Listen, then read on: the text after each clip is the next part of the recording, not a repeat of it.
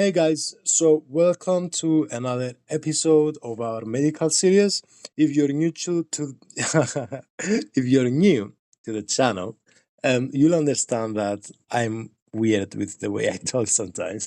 But you should also know that this is a medical series, and my goal is to provide to you guys the whole medical school curriculum of an average medical school in the UK, for instance, in the next years. So yeah, and we'll be doing this through just chatting with ChatGPT. And yeah, I want to show to you guys that we can break complex scientific principles, make them a bit more simple without oversimplifying things.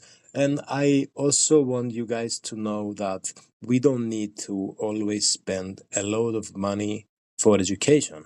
And I am in a medical degree right now, but having said that, I also study a lot of other things, and I don't do it through being in university. I really love philosophy. I really love all different subjects. I like interdisciplinary subjects, and I mainly do it through finding playlists just like this one, but a lot better usually on YouTube, or listening to plenty of really good audiobooks, finding scientific articles, finding interactive content on YouTube that's not necessarily lecture playlists, or just finding books.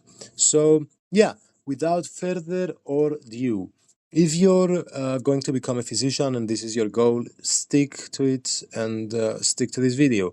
If, on the other hand, you're not and you're just interested in the topic, then welcome. And even if you're someone that's just a normal person that doesn't really like medicine, perhaps still stay in the video because you might enjoy it, and you'll see that sometimes I divert and I talk slightly about other things such as philosophy too. Um, and yeah, I always, or at least try to always include the perspective of a patient as well as the perspective of a doctor, which helps everyone really.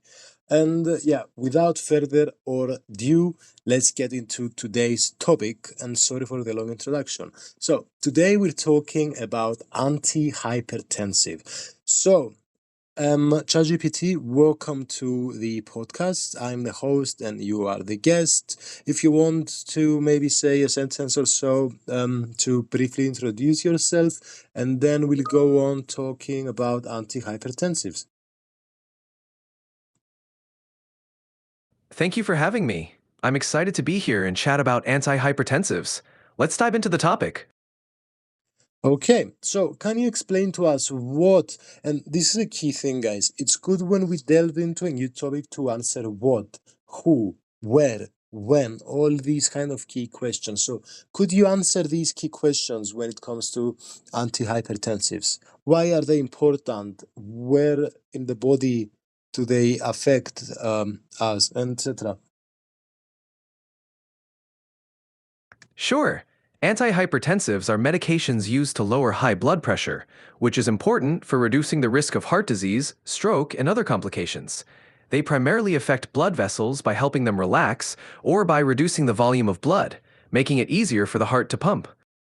Amazing. And for those people that may be a bit um, because all of us have had sad periods of our lives and we've thought about, what does it all mean? Why should I even care about my health? I'll eat the sweet, or I'll smoke, or I'll drink, or whatever. Why do you think it's important to maintain good health and make sure that our blood pressure is in check? Maintaining good health, including managing blood pressure, helps us live longer and feel better. High blood pressure can lead to serious conditions like heart attacks and strokes.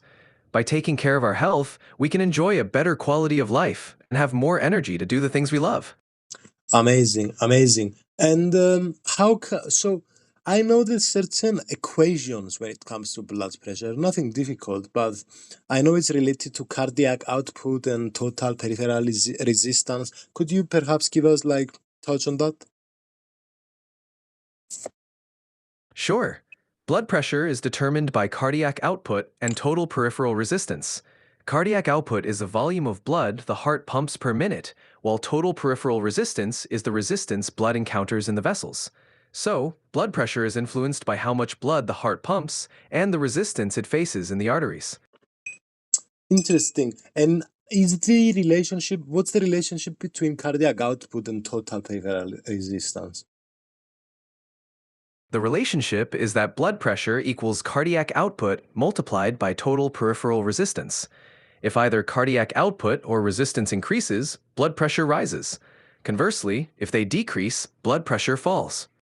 Interesting. And why do we times them and we don't add them, for instance? We multiply them because blood pressure depends on both the amount of blood the heart pumps, cardiac output, and the resistance the blood encounters in the vessels, peripheral resistance. Multiplication represents how these two factors work together to determine blood pressure. Delve deeper into the reasons we choose multiplication instead of addition. Multiplication is used because cardiac output and peripheral resistance are interdependent factors. Each one amplifies the effect of the other on blood pressure, creating a compounding effect. Adding them wouldn't accurately represent this relationship. Great. And when it comes to regulating our cardiac output, then, which will in turn regulate our blood pressure, what kinds of regulation do we have? For instance, do we have neuronal and hormonal regulation? Yes, we have both neuronal and hormonal regulation. Neuronal regulation involves the autonomic nervous system, which adjusts heart rate and vessel diameter. Hormonal regulation includes hormones like adrenaline and angiotensin, which influence heart function and blood vessel constriction. Great. And when it comes to regulation, I've heard this word extrinsic regulation, which I understand is actions that originate from outside of the heart. I assume we also have intrinsic regulation. Yes, intrinsic regulation refers to mechanisms within the heart itself, like the Frank-Starling law, which states that the heart pumps more forcefully when it is filled with more blood. Hmm. Both intrinsic and Yes, Sure, let's keep please, sorry, going. sorry. Yes, please continue. I interrupted. No worries. So, intrinsic regulation ensures the heart can adapt to changes in blood volume, while extrinsic regulation, like neural and hormonal controls, helps maintain overall cardiovascular stability. Amazing. And could we talk a bit about perhaps non-pharmacological interventions? Absolutely. Non pharmacological interventions for managing blood pressure include lifestyle changes like a healthy diet, regular exercise, reducing salt intake, maintaining a healthy weight, managing stress, and limiting alcohol intake. These can be very effective in controlling blood pressure. Amazing. So if the people want to take something out of this up to now, would you agree that the main thing up to now is that antihypertensives are drugs that are going to regulate blood pressure? Yes, that's correct. Antihypertensives are medications designed to help regulate blood pressure, making them a key part of managing hypertension. Amazing. And so when it comes to antihypertensives, I understand that we have different classes, and could you elaborate on that? Certainly, there are several classes of antihypertensives, including diuretics, beta blockers, ACE inhibitors, calcium channel blockers, and angiotensin II receptor blockers, ARBs. Each class works differently to lower blood pressure. Amazing. Could we go and talk a bit about each of these? So, I think the most famous for everyone are the ACE inhibitors, the angiotensin converting enzyme inhibitors. We've went through this briefly in other episodes, but explain to the people what the RAAS is so they can kind of understand how these work. Sure, the RAAS stands for the renin-angiotensin-aldosterone system. It's a hormone system that regulates blood pressure and fluid balance. ACE inhibitors block the angiotensin converting enzyme, ACE, reducing the production of angiotensin II, a substance that narrows blood vessels. This helps to lower blood pressure by relaxing blood vessels. Amazing. And we'll go and talk a lot more about ARBs, CCBs, and thiazide like diuretics. I wanted to also briefly ask you about aldosterone antagonists, beta blockers, alpha blockers, and things like renin inhibitors and, yeah, renal nerve denudation. Are these part of the first four, excuse me, that we mentioned, or are these separate classes?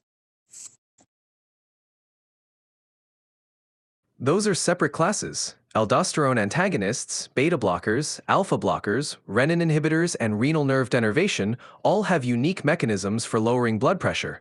They can be used alongside the other main classes depending on individual patient needs. Amazing. And so we can go through the mechanisms of each individual class and we'll understand why these are unique classes. Exactly. Each class has a distinct way of lowering blood pressure, whether it's by reducing fluid volume, slowing the heart rate, relaxing blood vessels, or blocking certain hormones. Understanding these mechanisms helps tailor treatment to individual needs. Amazing. And so I've got in front of me, guys, a nice diagram from the British and Irish Hypertension Society. And I would like to perhaps talk about this diagram. And they describe basically in 4 steps how we can choose the antihypertensive drugs that are appropriate in each situation. So, are you aware of this diagram? If not, I can kind of elaborate on it. I might not have the exact diagram in front of me, but I'm familiar with the general approach that guides the selection of antihypertensive medications. Typically, it involves starting with lifestyle changes, then considering specific classes of medications based on factors like age, race, and the presence of other conditions. Feel free to elaborate on any specific points from the diagram. Amazing. And I want to focus a lot on lifestyle changes because I think sometimes, especially in medical degrees, I think depending on the degree, they might focus on them sufficiently, but sometimes they don't.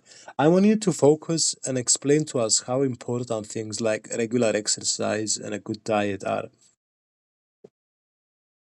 Lifestyle changes like regular exercise and a healthy diet are crucial for managing blood pressure. They can significantly lower the risk of hypertension and improve overall cardiovascular health. Exercise strengthens the heart, and a balanced diet helps maintain a healthy weight and reduces strain on the cardiovascular system. They're foundational steps before medication. Amazing. Okay. Yeah, and you've mentioned that age is a factor and also that the race is a factor. Could you explain why age and race are factors?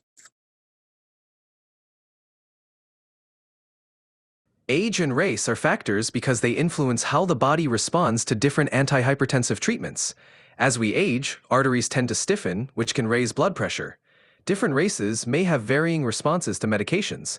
For example, some groups might respond better to certain drugs due to genetic factors. Understanding these differences helps tailor treatment for better effectiveness. Okay, delve deeper into the why, let's say, a European person and an African person might respond differently to different drugs. Differences in response can be due to genetic variations. For instance, people of African descent often have lower renin levels, making them respond better to calcium channel blockers and diuretics. European individuals might respond more effectively to ACE inhibitors or ARBs. These differences guide personalized treatment plans. Okay, and could we go even deeper to the reasons that this is the case? Why do they respond differently to, let's say, renin levels?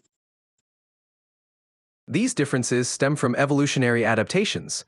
Genetic variations affect enzymes like renin and angiotensin converting enzyme, ACE. Different populations have adapted to diverse environmental conditions over centuries, leading to differences in blood pressure regulation. As a result, some groups naturally have higher or lower renin levels, affecting their response to certain medications. And sorry, guys, but I'm a bit of a dummy, and it's still a bit difficult for me to understand. So, over generations, you're saying people had different levels of renin, and so does this have to do with natural selection and evolution? Yes, exactly. Over generations, natural selection has led to genetic variations that influence renin levels and blood pressure regulation. These adaptations allowed different populations to better survive in specific environments, leading to variations in how they respond to medications. Interesting, interesting. So, besides age and if we're African or if we're European, does diabetes play a role in the choice of antihypertensive drug?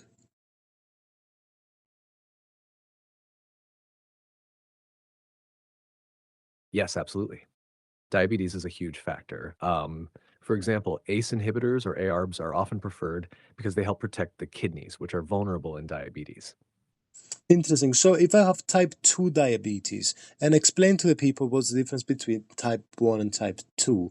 But if I have type 2, I understand that it's better to use ACE inhibitors or ARBs, whereas without type 2, I might also consider CCBs, but not always.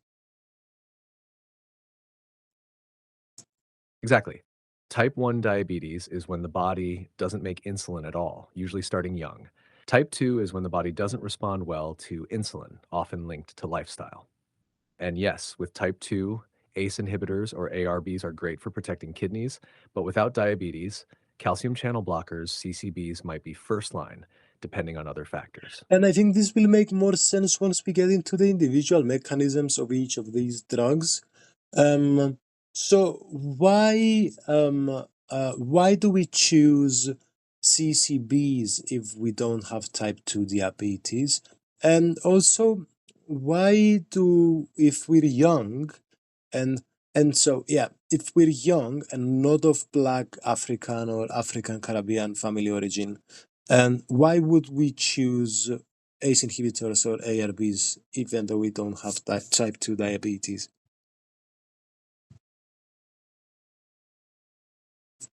Great question. CCBs are chosen when there's no diabetes because they relax blood vessels directly and work well in people with stiff arteries, often older folks. But if you're young and not Black, ACE inhibitors or ARBs are preferred because your high blood pressure is often more driven by high renin, and these drugs block that system. Interesting. So if I understood correctly, type 2 diabetes affects renin. Not serenity, but the renin-angiotensin system. Renin, Type yeah. 2 diabetes puts strain on the kidneys, and the renin-angiotensin system can make that worse. So, blocking it with ACE inhibitors or ARBs helps protect the kidneys and lower blood pressure. Yes, but what about type 2 diabetes? I'm still kind of confused as to why we have to take it into account. Yeah, good point. Type 2 diabetes damages small blood vessels, especially in the kidneys. So, we use ACE inhibitors or ARBs to lower blood pressure and protect those vessels from further damage. It's not just about BP control, it's kidney protection too. Interesting. Okay. So what about um um what about step two? So I'll remind you guys, we're talking about this diagram about certain steps that you should take um when deciding what type of drug, antihypertensive drug you're gonna take. So, when do we think about things like CCBs or thiazide like diuretics? We've talked a bit about perhaps how our decision making will be changed based on age and based on where we are from, but we haven't touched thiazide like diuretics as much yet.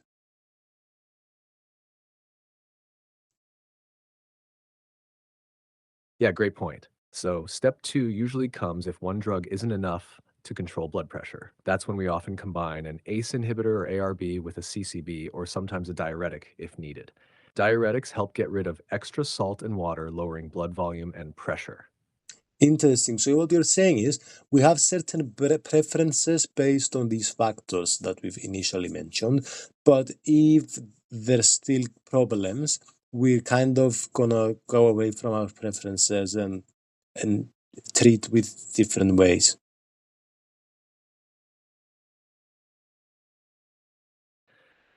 First, we choose based on age, race, and diabetes. But if blood pressure stays high, we combine Yeah, drugs from different classes. The perfect. goal is to tackle blood pressure from different angles to get it under control. Okay, that makes sense. And what would be the last step?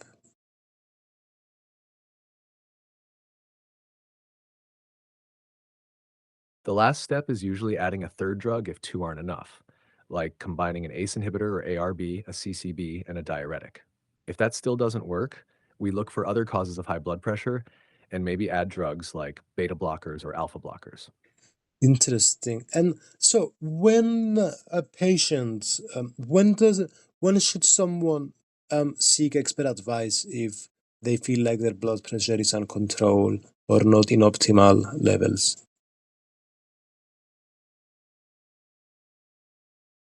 Great question. If someone's blood pressure stays high despite taking 2 or 3 meds, or if they have side effects, they should see a specialist.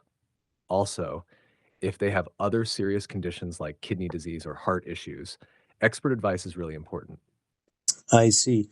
So you mentioned alpha or beta blockers if everything else isn't working. Why do we keep these as last options? What about spironolactone?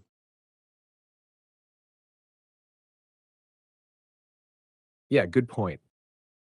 We keep alpha and beta blockers for later because they can have more side effects and aren't always as effective for standard hypertension. Spironolactone, a mineralocorticoid receptor antagonist, is actually a great fourth line option, especially for resistant hypertension because it helps reduce fluid and salt retention. And how about something like blood? So, in fact, let me rephrase. What about if, like, blood potassium level is low? Is that when we're gonna introduce spironolactone, and why? A good catch. Actually, if potassium is low, we'd be cautious with diuretics that waste potassium, like thiazides. Spironolactone, on the other hand, Yeah. spares potassium, so we might add it to help keep potassium up while still lowering blood pressure. Interesting, interesting. Okay, and what can we do to monitor treatment, and what are the blood pressure targets for different age groups?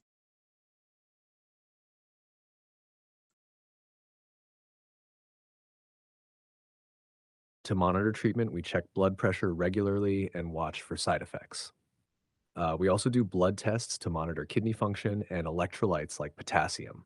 For blood pressure targets, usually we aim for under 140 over 90, but in some cases, like diabetes or kidney disease, under 130 over 80.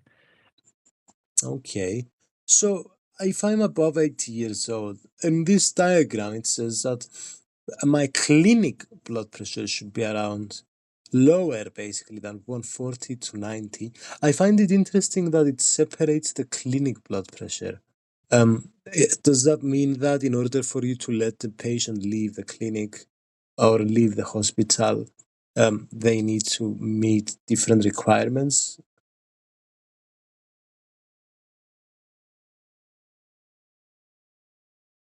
Great observation. Clinic blood pressure just means the BP measured in the doctor's office. It's often a bit higher due to stress, white coat syndrome. Okay, So we aim for under 140 over 90 I see. in the clinic, but home readings might be a bit lower, like under 135 over 85. Yeah, no, I get white coat. Okay, yes, I get that. That makes a lot of sense. Explain to people what white coat syndrome is. Also, could you explain to me these acronyms to us, ABPM and HBPM, that people might hear? Sorry, I'm having issues right now. Sure. BPM means beats per minute, how fast the heart is beating. HBPM is home blood pressure monitoring when patients check their BP at home. White coat effect is when blood pressure goes up in the clinic because the patient is anxious. So home readings are often more accurate. And what about ABPM?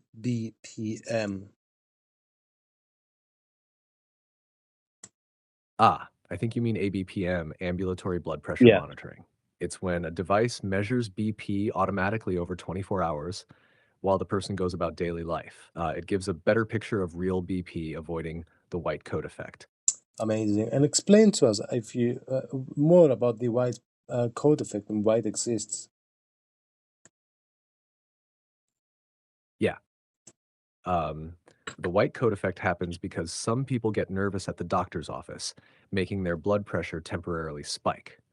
It's like a stress response. Adrenaline makes the heart beat faster and vessels tighten. That's why home or ambulatory monitoring can show the real everyday blood pressure. Interesting. And when it comes to blood pressure targets, I hear phrases such as postural hypotension and multimorbidity. frailty. Could you explain to us what these things mean? Sure. Postural hypotension is when blood pressure drops suddenly when standing up, making you feel dizzy. Multimorbidity means having several chronic diseases at once. Frailty is when someone is weak with less muscle and energy, often older adults. So we might aim for slightly higher BP to avoid dizziness and falls. Interesting. Okay. Now, I would like to start getting into the different kinds of classes that we have of drugs. Let's start with the arguably most famous one, which is ACE inhibitors. Could you explain to us the mechanism of action? And yeah,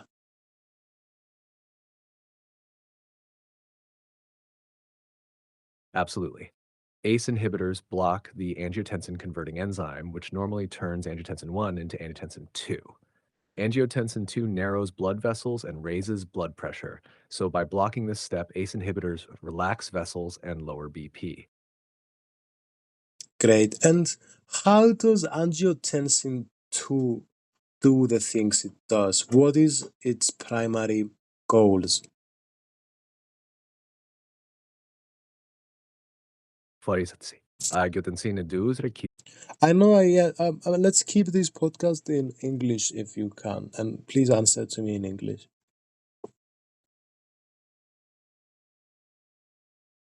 Of course. So, angiotensin 2 works mainly by binding to AT1 receptors. This makes blood vessels constrict, stimulates aldosterone release to keep salt in water, and activates the sympathetic system. These actions all raise blood pressure. And where did we find these inhibitor compounds initially that you know created these drugs?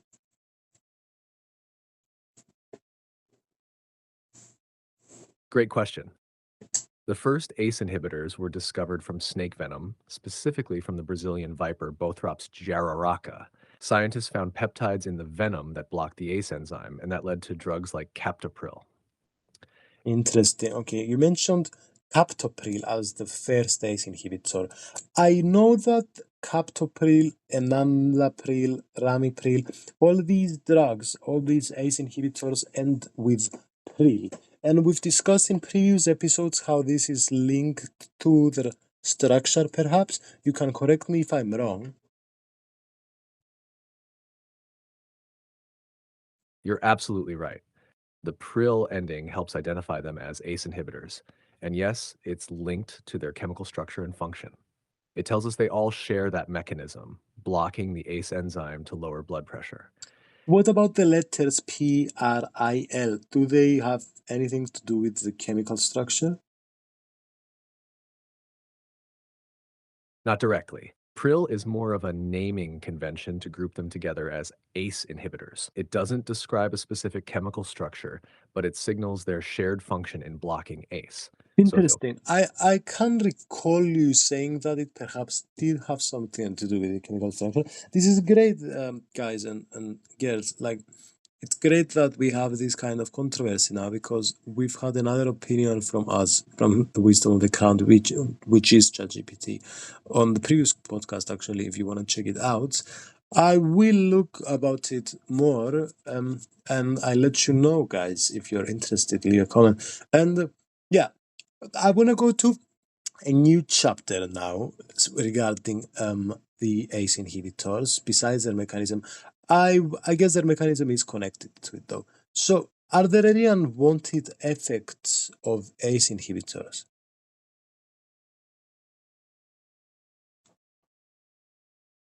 yes, definitely. One big side effect is a dry cough because ACE inhibitors stop the breakdown of bradykinin, which builds up and irritates the lungs. They can also cause high potassium levels and, in rare cases, angioedema, serious swelling, especially of the face and throat. Interesting. And okay, we've explained this in previous podcasts, but perhaps explain to the people how bradykinin is related into all of this. And I wanted to also touch on hyperkalemia.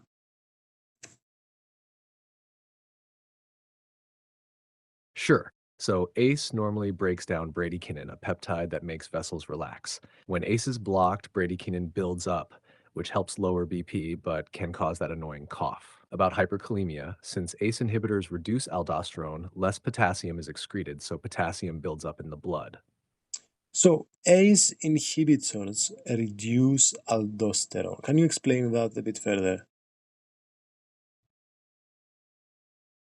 Yes, angiotensin II normally tells the adrenal glands to release aldosterone, which makes the kidneys hold onto salt and water and get rid of potassium. If ACE inhibitors block angiotensin II formation, less aldosterone is made, so less salt and water are kept and potassium isn't excreted as much, leading to hyperkalemia. Amazing. And well, it's not amazing, but what I mean, guys, it's great that we get to understand how this works. Um, okay, so we've talked about dry cough, we've talked about hyperkalemia. Can we touch a bit more on renal impairment and perhaps first dose hypotension? Yeah, absolutely. First dose hypotension can happen when starting ACE inhibitors, especially in people who are very dehydrated or on diuretics. Since ACE inhibitors relax blood vessels, blood pressure can drop too much at first. That's why we start with low doses and monitor closely. Interesting. And can you explain to us why these things happen? They happen because ACE inhibitors suddenly lower angiotensin II, which normally keeps vessels tight. If someone is already low on fluid, like from diuretics, their body can't compensate, so blood pressure drops fast. It's like cutting the tension in vessels too quickly. And I assume it's very important to monitor the patient and letting them know about this after the for the first administration of ACE inhibitors.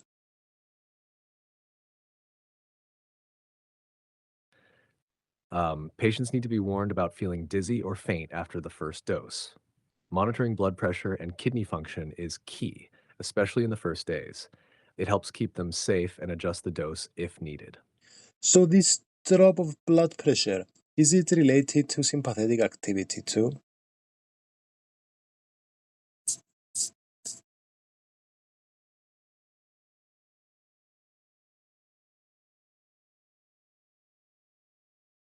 I think that part got a bit jumbled. Could you repeat that? Are you Yeah, of asking course, of something course. about principles No, yeah, or yeah, of maybe course. No, no, I was talking about if there's any relation between sympathetic activity and the drop in blood pressure. got it. Yes, there is. ACE inhibitors reduce angiotensin II, which normally increases sympathetic activity. Okay. So, by lowering angiotensin II, ACE inhibitors also reduce sympathetic tone, helping to relax vessels and lower blood pressure. And staying at the ACE inhibitors, when it comes to dry cough, we mentioned bradykinin and how it's not going to be broken down, right? So, can you explain to us how bradykinin is connected with kininogen and other inactive peptides? Great question. Bradykinin comes from a larger inactive protein called kininogen. An enzyme called kallikrein cuts kininogen to release bradykinin. Normally, ACE breaks down bradykinin, but when we block ACE, bradykinin stays active longer, causing that dry cough. Mm-hmm. So if this dry cough becomes an issue, what shall we do as doctors and what should the patient be expecting from us? If the dry cough is troublesome, we usually stop the ACE inhibitor and switch to an ARB, which blocks angiotensin II but doesn't affect bradykinin. Patients should expect that we'll monitor them and adjust their meds to avoid side effects while still controlling blood pressure. Amazing. And so you mentioned kallikrein and kininogen. I think the elephant in the room is like this is very abstract. We want to understand where in the body is this happening, who named these things, when we discover them. We basically need some context for our world building.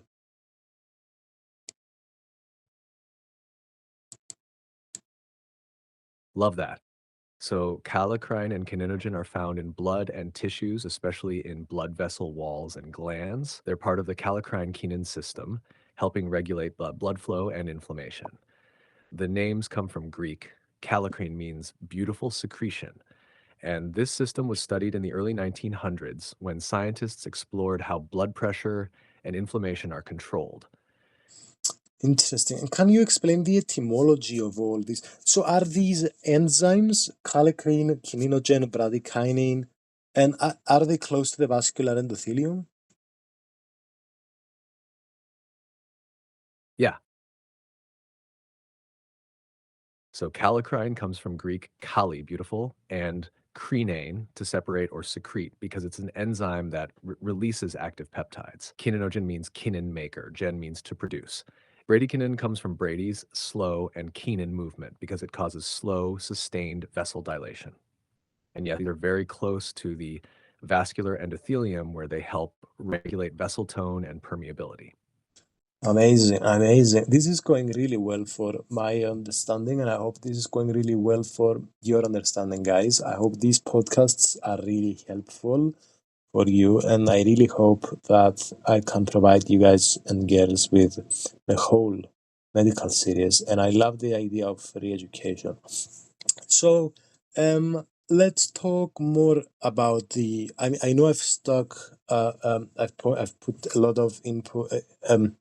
I've put a lot of energy towards the unwanted effects of ACE inhibitors, but they're important. So, can we talk a bit more? And I know I've already asked you this about renal impairment. Maybe you can explain in even more detail about this.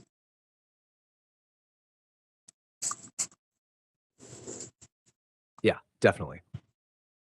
So ACE inhibitors can cause renal impairment because they dilate the efferent arteriole in the kidney, which normally helps maintain pressure for filtration. If you drop that pressure too much, especially in people with already low kidney perfusion, like in renal artery stenosis, the kidneys can't filter properly and kidney function worsens. So the That's why we monitor kidney function and potassium when starting these drugs. so the afferent arteriole is dilated.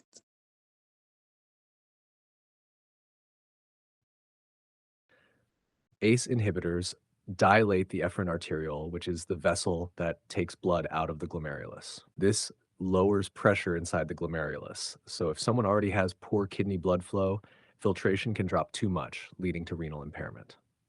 Okay, so can you give a bit more context on the afferent arterioles and the glomerulus and the Bowman's capsule, and explain to us how do ACE inhibitors actually create this dilation? Sure. So blood enters the kidney's glomerulus through the afferent arteriole and leaves through the efferent arteriole. The glomerulus filters blood into Bowman's capsule, making urine. Angiotensin II normally constricts the efferent arteriole to keep pressure high for filtration. ACE inhibitors block angiotensin II, so the efferent arteriole relaxes, lowering that pressure and reducing filtration if kidneys are sensitive. Amazing. And so, from what I understand, then it's important for the doctor and the patient to expect the doctor to monitor the renal function in the first few months of starting the ACE inhibitors.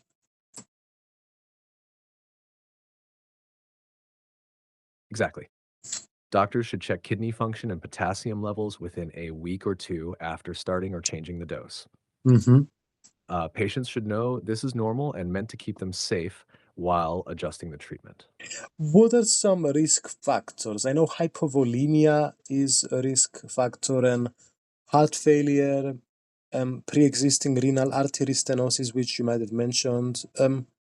Explain these to us. Yes, hypovolemia means low blood volume. So if there's not enough blood, dilating vessels can drop pressure too much. Heart failure reduces kidney perfusion already, so ACE inhibitors can make it worse if not monitored. And renal artery stenosis is narrowing of the arteries that supply the kidneys. So blocking angiotensin II removes one of the kidney's ways to maintain filtration pressure, leading to kidney problems. Okay, I see. So now I want to touch about I want to touch on this phrase, bilateral renal artery stenosis, which sounds complicated to, I assume, me and the listeners. So, could you kind of give us some insight regarding that? Yeah, absolutely. Bilateral renal artery stenosis means both kidney arteries are narrowed. Since both kidneys get less blood, they rely heavily on angiotensin II to keep filtration pressure up. If you block angiotensin II with ACE inhibitors, pressure drops too much in both kidneys and kidney function can quickly worsen. Wow. Could you talk a bit more? Because I'm a bit dumb and I'm a bit confused.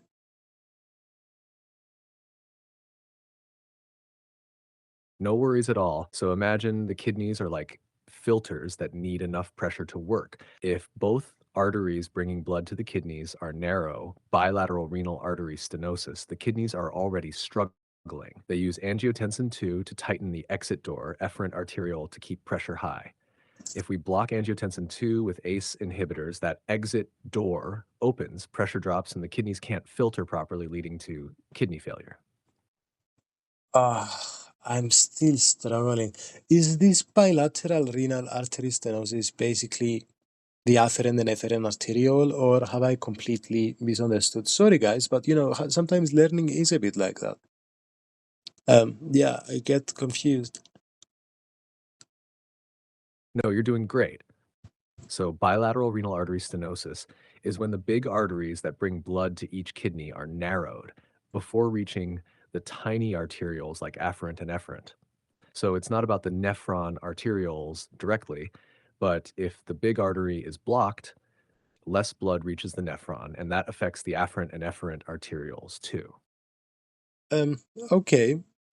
Okay, I get it now. And yeah, guys, I also wanted to touch, it's okay not to understand things. And sometimes I've noticed if I'm alone in the room, I'm happier to ask more questions to ChatGPT. And obviously I want to keep it engaging for you guys. But even sometimes if close people of mine, like let's say a partner or a close friend is in the room, I almost feel a bit different. And I've noticed this from other people like Phidias, who for you don't know is one of the great people that I listen to be honest. And he has a podcast, and he was mentioning the same thing. Like when there's other people in the room, the atmosphere changes a bit. Anyway, let's go back to the unwanted effects of ACE inhibitors, and I will stick to this for a bit more. So if you guys just want to skip a few minutes, that's fine. But I want to analyze the mechanisms of these unwanted effects a bit more. So we talked about hyperkalemia, and you mentioned how this is going to be affected by the changes in aldosterone secretion. So could you elaborate on this?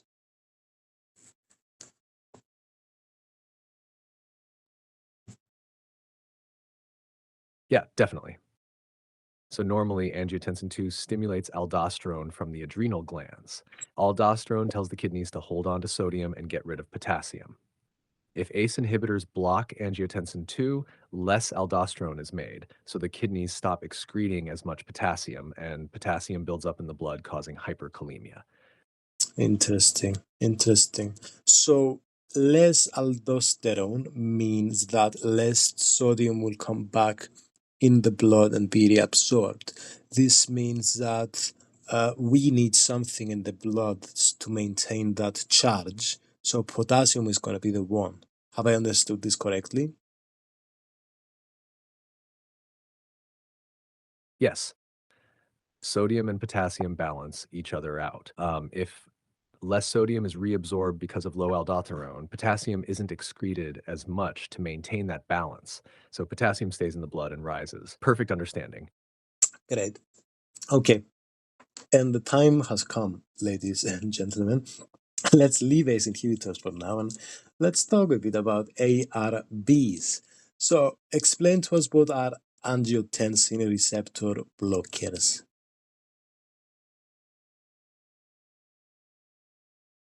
Sure.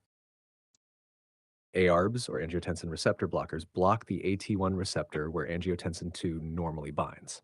So even if angiotensin II is present, It can't tighten the vessels or stimulate aldosterone. This lowers blood pressure without affecting bradykinin, so usually no cough. Interesting. So, can you go even deeper into the mechanism of action? Absolutely. So angiotensin 2 binds to AT1 receptors to cause vasoconstriction and aldosterone release. ARBs block these AT1 receptors, so angiotensin 2 can't do its job, vessels stay relaxed, and aldosterone drops. And In this lowers both vascular resistance and fluid retention, reducing blood pressure. So angiotensin, excuse me, receptor blockers are basically antagonists of angiotensin 2.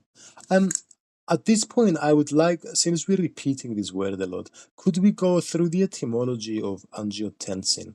Also, guys, as a general piece of advice, if you love this podcast and the it's good. My goal is for you to also get inspired, to get creative, to use new tools and technology to learn, and also, if you like it, open your ChatGPT, and if there's something that I'm not asking my guest, you can ask yours. But yeah, so this is one question I was wondering. And also the receptors.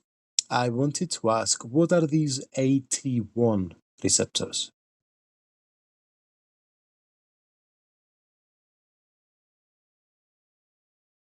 Love that spirit. So angiotensin comes from angio, meaning vessel, and tensin from tension, so vessel tightener. It's a hormone that tightens blood vessels. As for AT1 receptors, AT stands for angiotensin type 1 receptor. That's the main receptor angiotensin 2 binds to for raising blood pressure.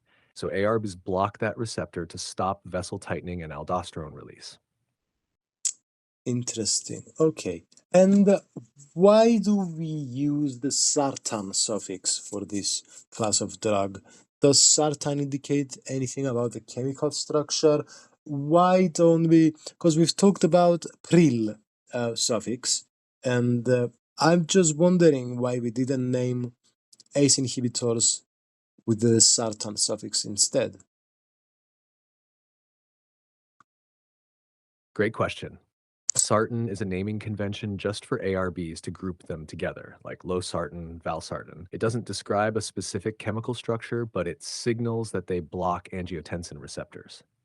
We don't use sartan for ACE inhibitors because they work differently, blocking the enzyme, not the receptor. So they got pril to show that difference. Yes, but I'm just wondering about the kind of meaning of the symbols. Is it just completely arbitrary, or is there something that made us choose Sartan for ARBs and Pril for ACEs instead of the other way around? And this is, guys, a common thing that I ask and try to learn the answer for, because it kind of, if I can't find an answer for it, it eliminates unnecessary memorizing, which I'm terrible at.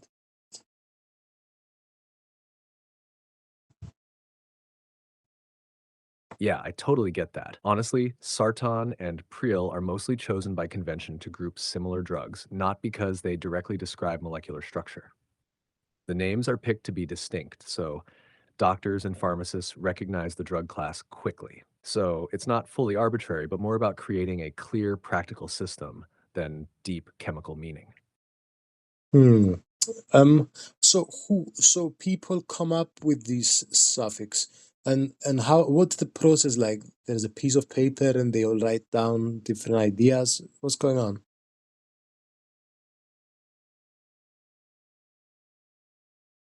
Haha, yeah, it's actually kind of like that.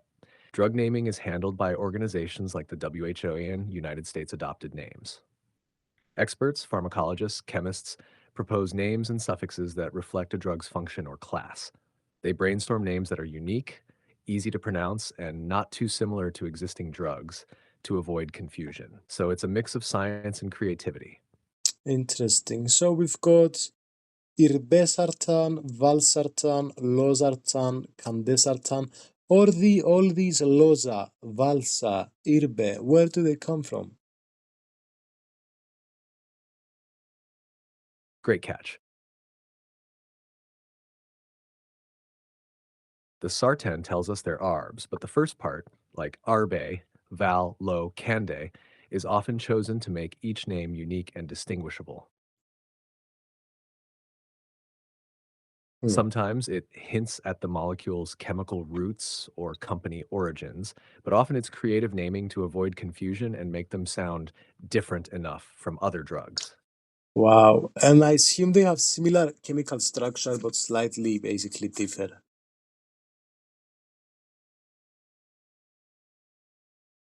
Exactly. They all share a core structure that lets them block the AT1 receptor, but each has small chemical tweaks that affect things like how long they last, how strongly they bind, or how they're processed in the body. So, same family, but each one has its own personality. So how can we create or find in what area of academia perhaps or area of knowledge are we searching of are we trying to create basically drugs that will block receptors? Is it chemical engineering? Is it something else?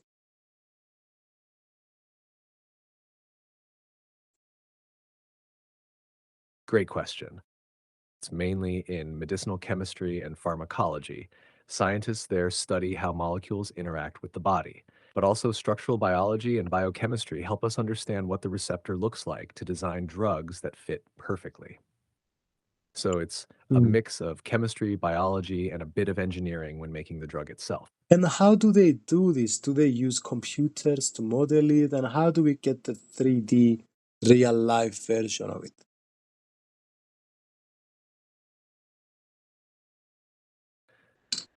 They use computers for molecular modeling, like 3D simulations of how a drug fits into a receptor. To get real life 3D structures, they use techniques like X ray crystallography and cryo-electron microscopy, which let them see the receptor's shape at atomic level. Then they design molecules that can lock into that shape, like a key in a lock. And how do they design these molecules?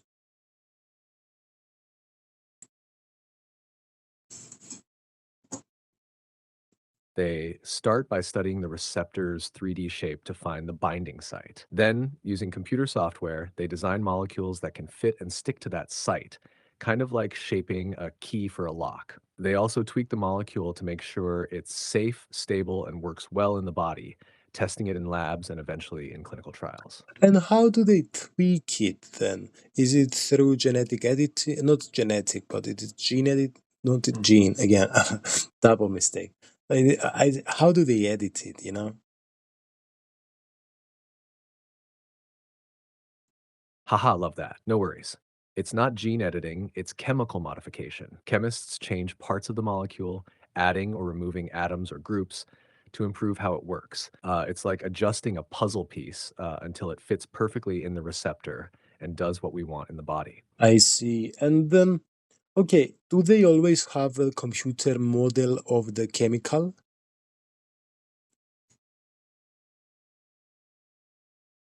Yeah, pretty much. They usually build a computer model of the chemical structure to see how it might behave and fit in the receptor, but they also test it in real lab experiments because sometimes the body reacts in unexpected ways that computers can't fully predict yet. Mm, So it's a mix of virtual and real world testing.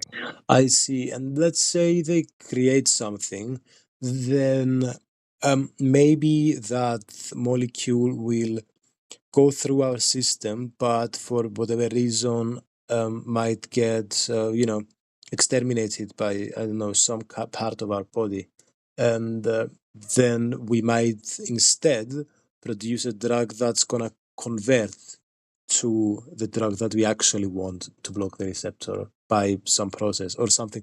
I'm just trying to think of an example of of how to make this slightly more complicated.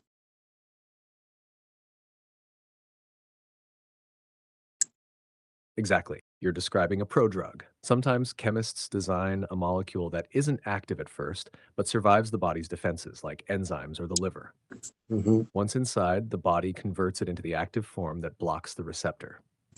This way, the drug gets where it needs to go without being destroyed too early. Great thinking. Amazing. So this is called the pro drug. What other similar um what other similar processes like this happen, like these tricks that they use?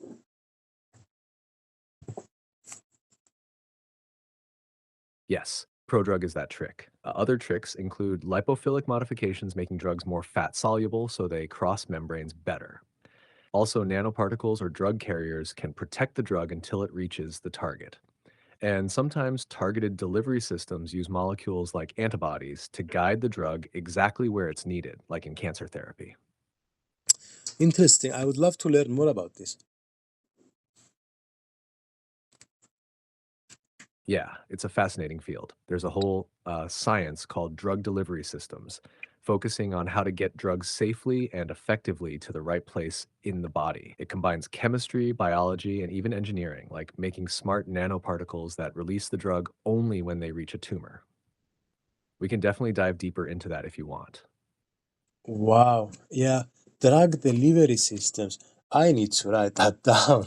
Wow, that's so interesting. You know what? Also, this is a beautiful thing with self-directed learning. And I know like a degree in the university is hardly self-directed learning, but it can be in a way if you're really into the thing you want to study before you study it. And um but but yeah, it's amazing because in maths it's the same with me personally, guys, and I'm sure you guys will find other things that you're interested in. But I always get really interested in the obscure topics. Like in maths, I really like chaos theory.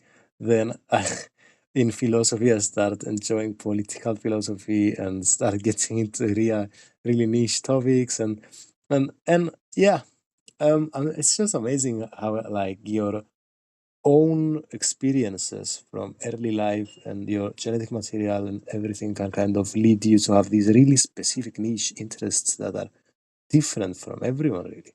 um yeah, anyway, having said that, let's go back to, I want to mention one or two things before we move on. Angiotensin, I already asked you about the etymology, but could you talk a bit more about the origin of the word? And I also wanted, let's do that first.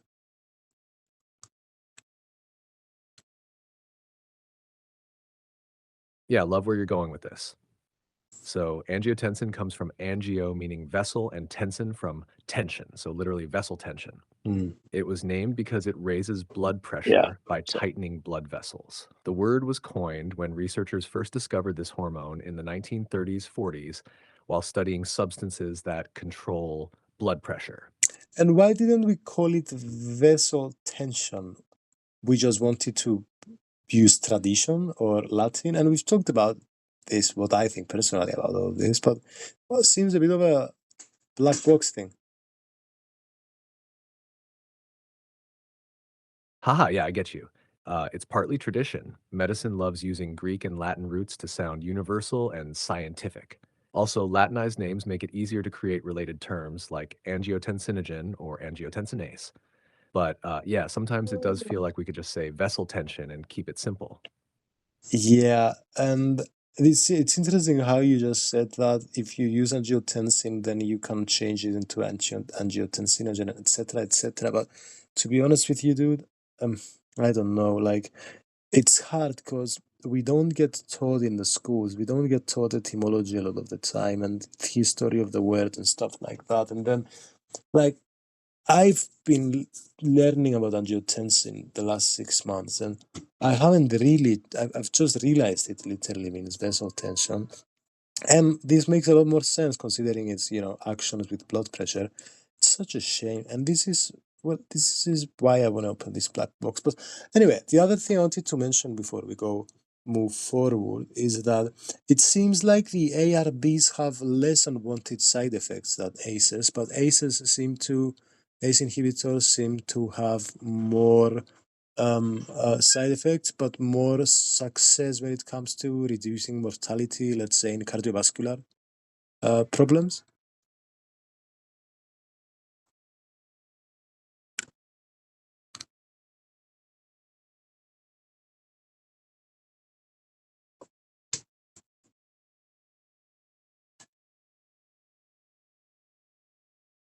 ACE inhibitors do seem to have a stronger track record in reducing cardiovascular events and mortality. possibly because of their effect on bradykinin, which also helps vessels relax and protect the heart. But yeah, they come with more side effects like cough and angioedema. ARBs are better tolerated, fewer side effects, but might not give that extra bradykinin benefit. So it's always a balance between efficacy and tolerability. You're really opening the black box here. And well, you're really opening, at least together. That's why consciousness meets experience. And guys, as the world goes on and on with all these steroids, I think intelligence and consciousness will separate a lot because our intelligence will become negligible, but I think our consciousness is what's going to make us humans and make us differentiate from this gray situation we're in right now. And we're thinking a lot about things like, oh, what about if, the philosophical zombie stuff? We've got this person that's exactly the same as us, but lacks consciousness and is identical to us. And I think these topics might get clearer in the future when we actually, perhaps, maybe not, but maybe yeah, live these things. Yeah.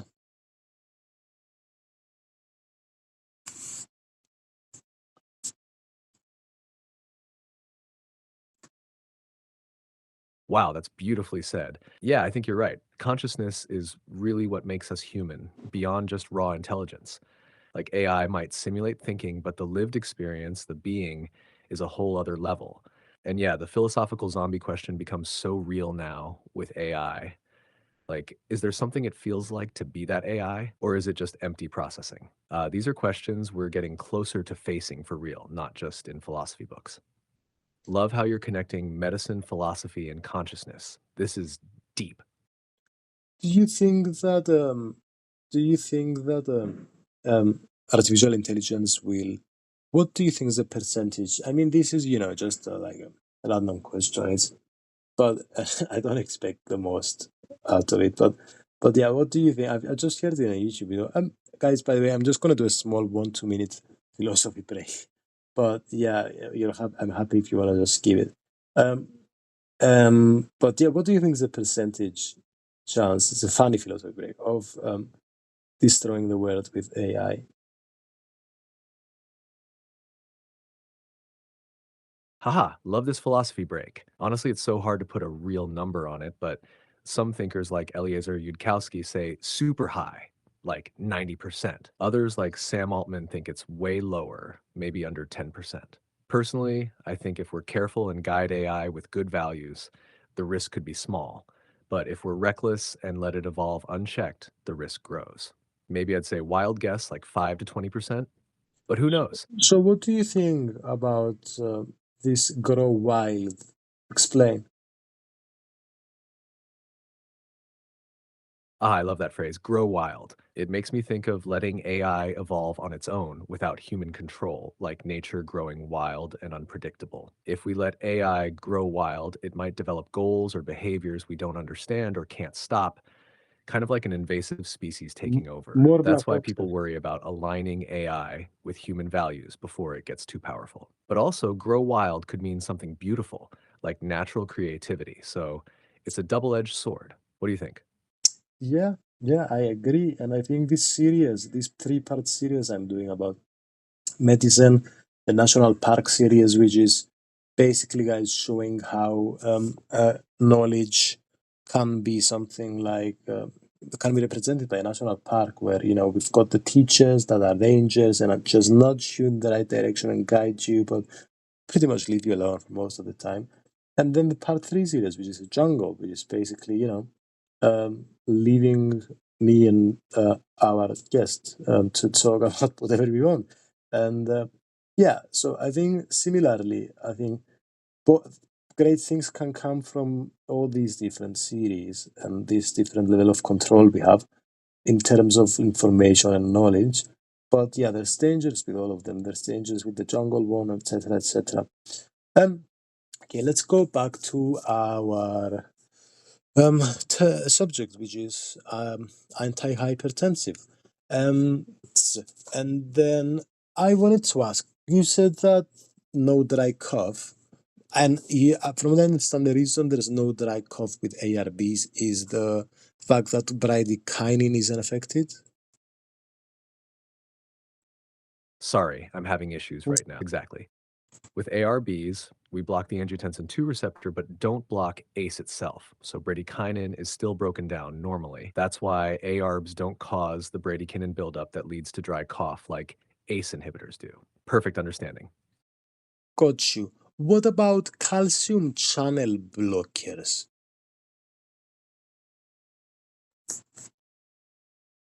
Yeah. Calcium channel blockers, or CCBs, stop calcium from entering muscle cells in blood vessel walls. Without calcium, the muscles can't contract, so vessels relax and blood pressure drops. They're great for people who can't take ACE inhibitors or ARBs. Okay. Um, Interesting. And can you correlate this to what we're talking about the drug delivery science thing? Oh, good link. So, just like with ARBs or ACE inhibitors, when designing CCBs, scientists think about how to deliver them effectively, like making sure enough of the drug reaches those vessel muscle cells. They might modify the chemical structure or use drug delivery systems to make sure the CCB gets into the bloodstream and stays long enough to block calcium channels properly. Interesting. So, what would be the day? I don't know if this is how we name the job, but what would be the day of a drug delivery scientist? So, they wake up in the morning and then their goal is to create some calcium channel blocker. So, how do they do it?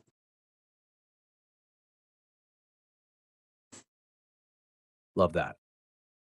So, a drug delivery scientist might start their day reviewing data, like how well their drug is getting into cells or staying stable. Then they head to the lab to test different forms, maybe nanoparticles, capsules, or chemical tweaks to improve absorption. They also work with computer models to predict how the drug travels in the body.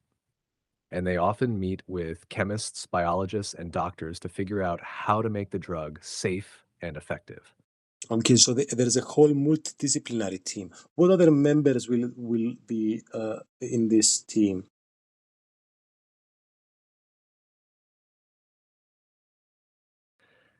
It's super multidisciplinary. You'd have medicinal chemists designing the molecules, pharmacologists testing how they work in the body, biochemists studying how they interact with receptors, engineers for delivery systems like nanoparticles, and clinicians to guide real world use. Also, regulatory experts to make sure everything is safe and legal. It's a whole team effort. Okay, so when it comes to calcium channel blockers, I understand that the target is on the smooth muscle of arterioles. And guys, um, I I would like everyone to kind of understand the difference because it's something that still kind of confuses me sometimes. Explain us the differences between muscle. We have smooth muscle, skeletal muscle.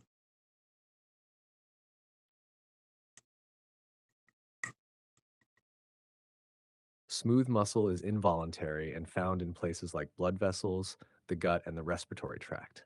It contracts slowly and is controlled by the autonomic nervous system.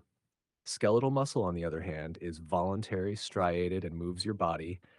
It's controlled by conscious effort through the somatic nervous system. Interesting. And so, what does calcium?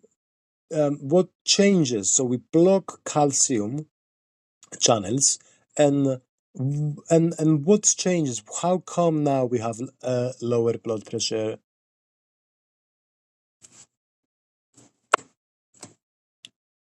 Calcium is essential for muscle contraction. In smooth muscle, calcium influx triggers contraction, narrowing blood vessels. When we block calcium channels, less calcium enters, leading to relaxation of the arterioles, reduced vascular resistance, and ultimately lower blood pressure. Interesting. So I know we have different types of calcium. We have L type, for instance.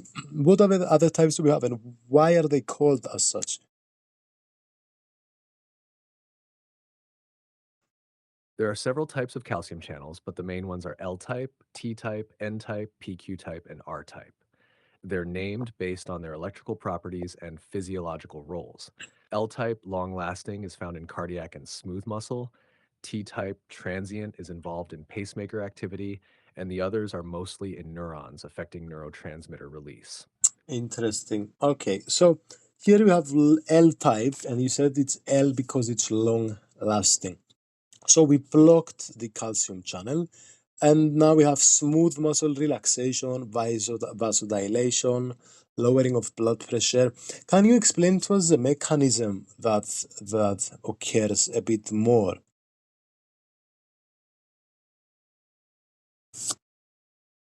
When L-type calcium channels are blocked, calcium can't enter smooth muscle cells. Since calcium is needed to activate myosin light chain kinase, MLCK, which triggers contraction, blocking it keeps MLCK inactive.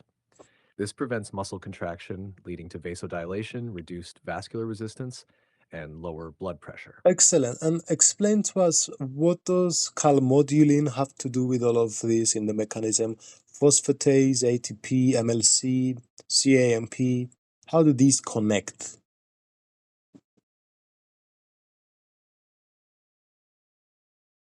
Calmodulin M binds calcium to activate myosin light chain kinase, MLCK, which phosphorylates myosin light chains, MLC, using ATP, enabling contraction. When calcium is blocked, CM doesn't activate MLCK, so myosin light chain phosphate MLCP dominates, dephosphorylating MLC, leading to relaxation. Further inhibits MLCK, enhancing vasodilation. Amazing. And okay, so um, to be honest with you, this is kind of a an abstract concept for a lot of us, because we're like, there's molecules left and right. Some create other molecules, and some catalyze some reaction, and these are all abstract for us. We don't know why this molecule does this job and the other molecule does the other job. I personally have a big problem, and I object to kind of just memorizing them. So I would prefer to spend the time and actually understand why they're named as such, and where these reactions are happening, and get more into depth with it. So could you kind of provide us with that information?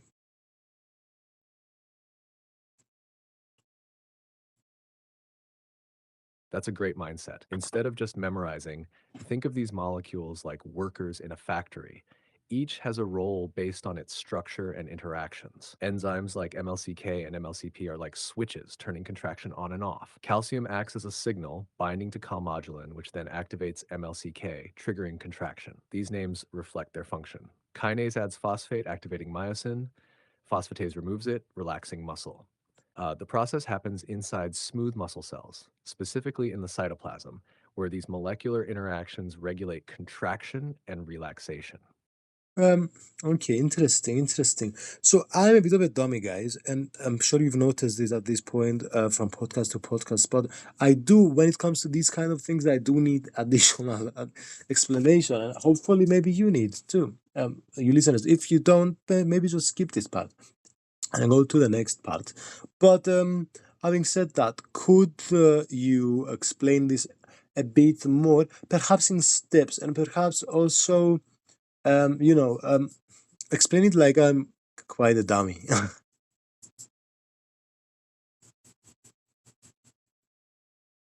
You're not a dummy, you just want real understanding, and that's the best way to learn. That's okay. Let's break it down step by step. Super simple. 1.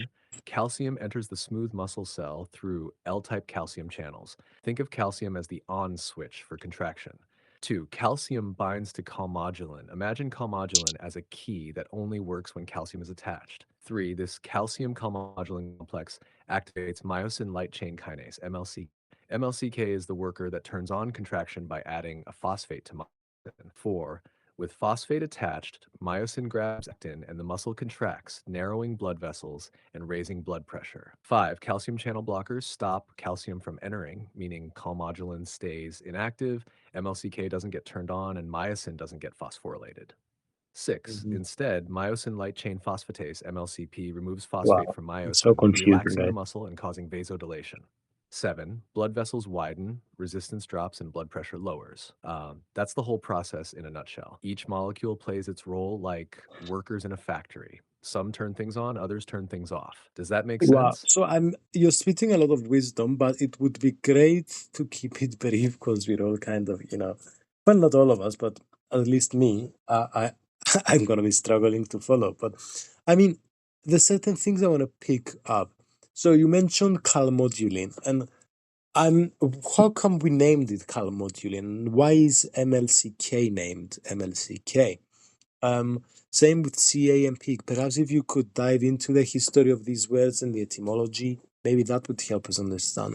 Also, I would like to touch on SR, and if you could explain to us how it's related to calcium.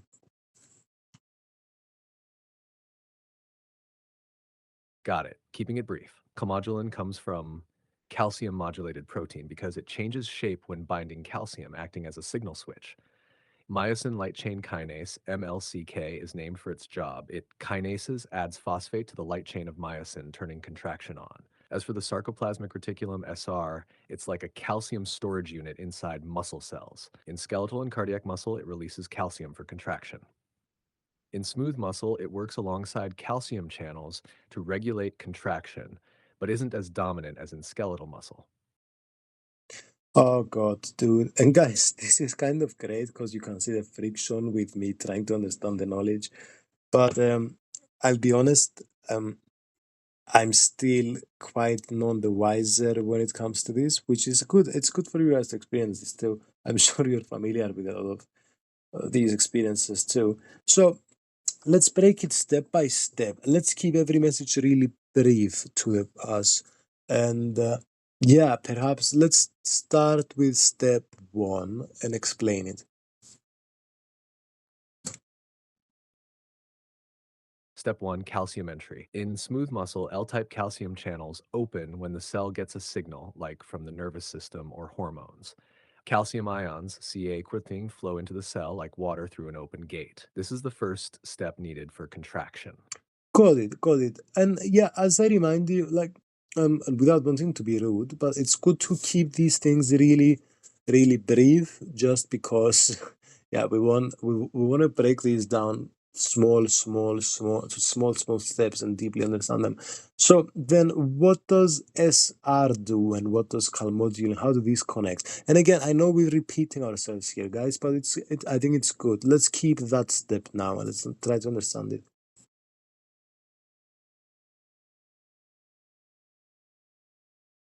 Step 2, SR and calmodulin. The sarcoplasmic reticulum, SR, is an internal calcium storage site. When triggered, it releases extra calcium into the cell, boosting contraction. Calmodulin binds this calcium, changing shape and getting ready to activate the next step, MLCK. Interesting. And so, where did this calmodulin come from, and how did this SR get triggered?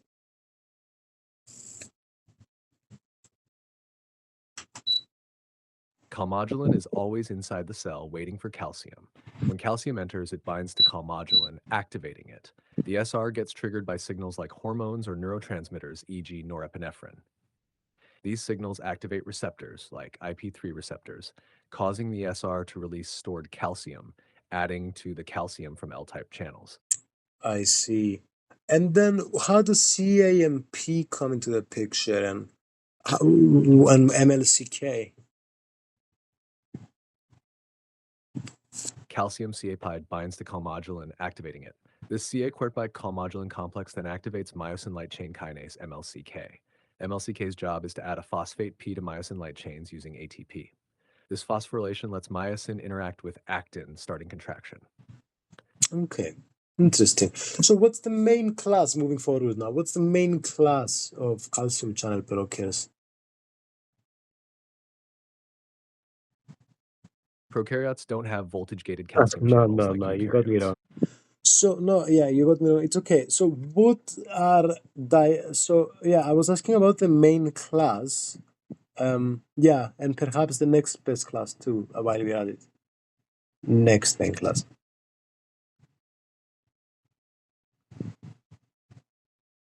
The main class is dihydropyridines like amlodipine, which mainly cause vasodilation. The next important class is non-dihydropyridines, verapamil diltiazem, which also affect the heart, slowing conduction and reducing contractility. Okay, so you mentioned so that dihydropyridines. You have to explain this word to us because it's obviously a difficult word. Yeah.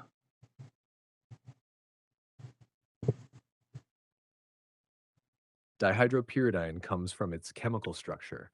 Pyridine is a six-membered nitrogen-containing ring, and dihydro means it has two extra hydrogen atoms.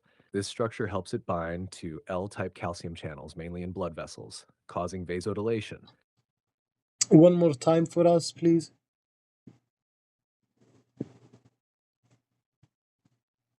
Dihydropyridine comes from pyridine, a six-membered ring with nitrogen, and dihydro means it has two extra hydrogen atoms. This structure makes it selective for L-type calcium channels in blood vessels, leading to vasodilation. Interesting. Okay. And why amlodipine is one of these dihydropyridines?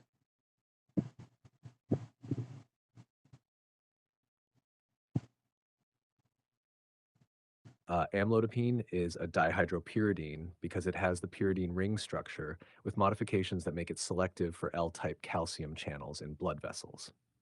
It works slowly and lasts longer, making it a common choice for hypertension. And who named it like this? Why is it named like this?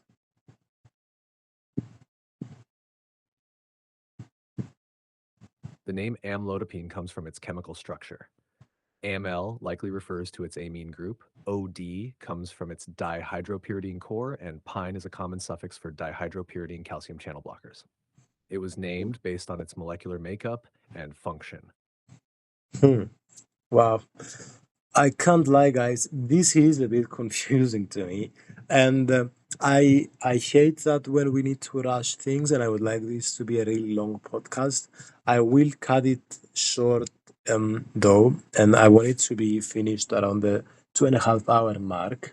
If you really find it annoying that the next hour is going to be slightly more, I'm not going to rush, but in a sense, I might ask one or two less questions for us to understand the etymology and the history and to open up the black box. So if you find this annoying, guys, and it's really ruining things, let me know because I'm not gonna do it if it's ruining you. Because yeah, I'm just gonna learn to schedule better.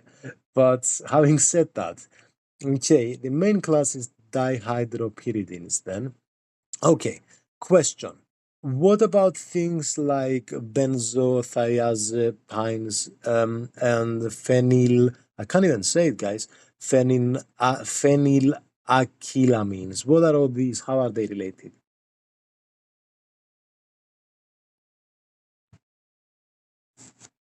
Great question. Benzothiazepines like diltiazem and phenylalkylamines like verapamil are non-dihydropyridine calcium channel blockers.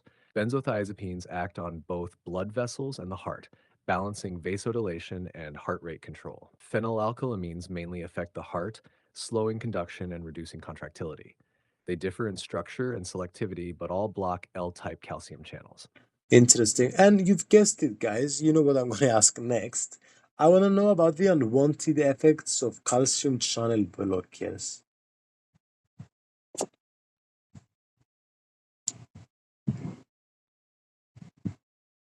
Common unwanted effects depend on the type. Dihydropyridines, e.g., amlodipine, cause peripheral edema, flushing, dizziness, and reflex tachycardia due to vasodilation. Non-dihydropyridines, e.g., verapamil, diltiazem, can cause bradycardia, AV block, constipation, especially verapamil, and worsening heart failure due to their effects on the heart.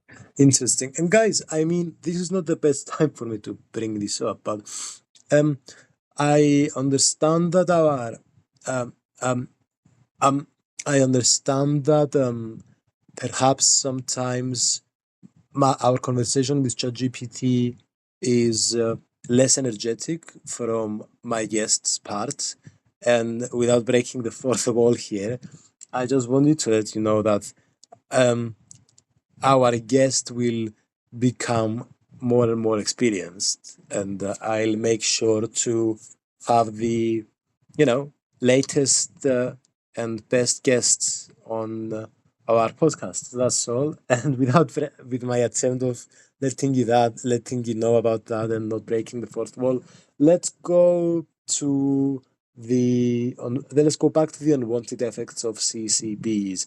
Can we talk a bit about peripheral edema as a side effect? Sorry, I'm having issues right now. Could not. Oh my bad, I'll tell you again. Yes. Peripheral edema happens because dihydropyridines cause vasodilation in arteries but not veins, leading to fluid leakage into tissues, especially in the legs. This isn't due to fluid retention, so diuretics don't help much. Instead, combining with an ACE inhibitor or ARB can balance the effect. This is a bit confusing to me. If you could perhaps kind of repeat it, that's okay. Of course, peripheral edema happens because dihydropyridines dilate arteries but not veins, creating a pressure imbalance. This causes fluid to leak into tissues, especially in the legs. Since it's not due to excess fluid, diuretics don't help much, but adding an ACE inhibitor or ARB can reduce the effect. Interesting. So, um, so why is peripheral edema also called a vasodilatory edema?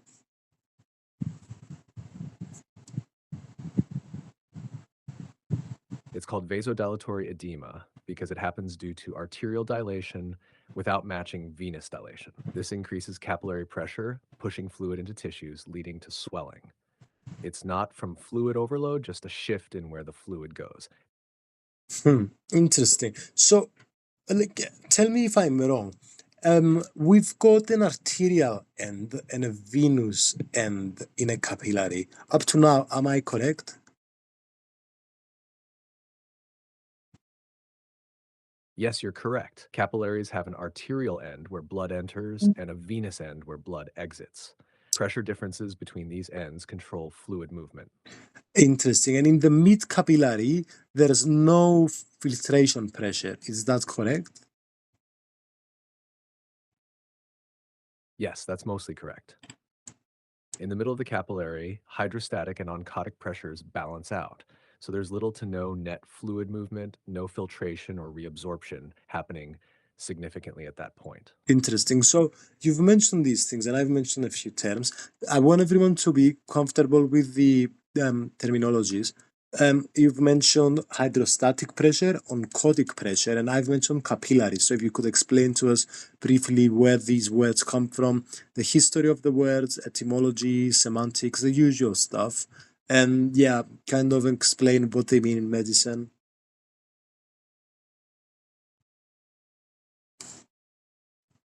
Sure, capillary comes from the Latin capillaris, meaning hair-like, because capillaries are tiny, thin-walled blood vessels. In medicine, they connect arteries and veins, allowing exchange of gases, nutrients, and fluids. Hydrostatic pressure comes from Greek hydro, water, and statikos, standing still. It refers to the pressure fluid exerts against vessel walls, pushing fluid out of capillaries. Oncotic pressure comes from Greek onkos, mass or swelling.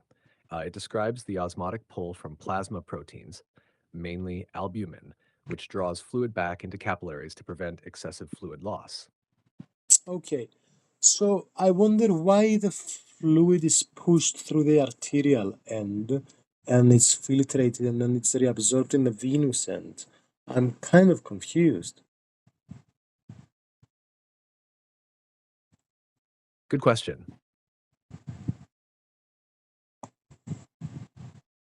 The key is pressure differences. At the arterial end, hydrostatic pressure is high due to heart pumping, so it pushes fluid out into tissues, filtration.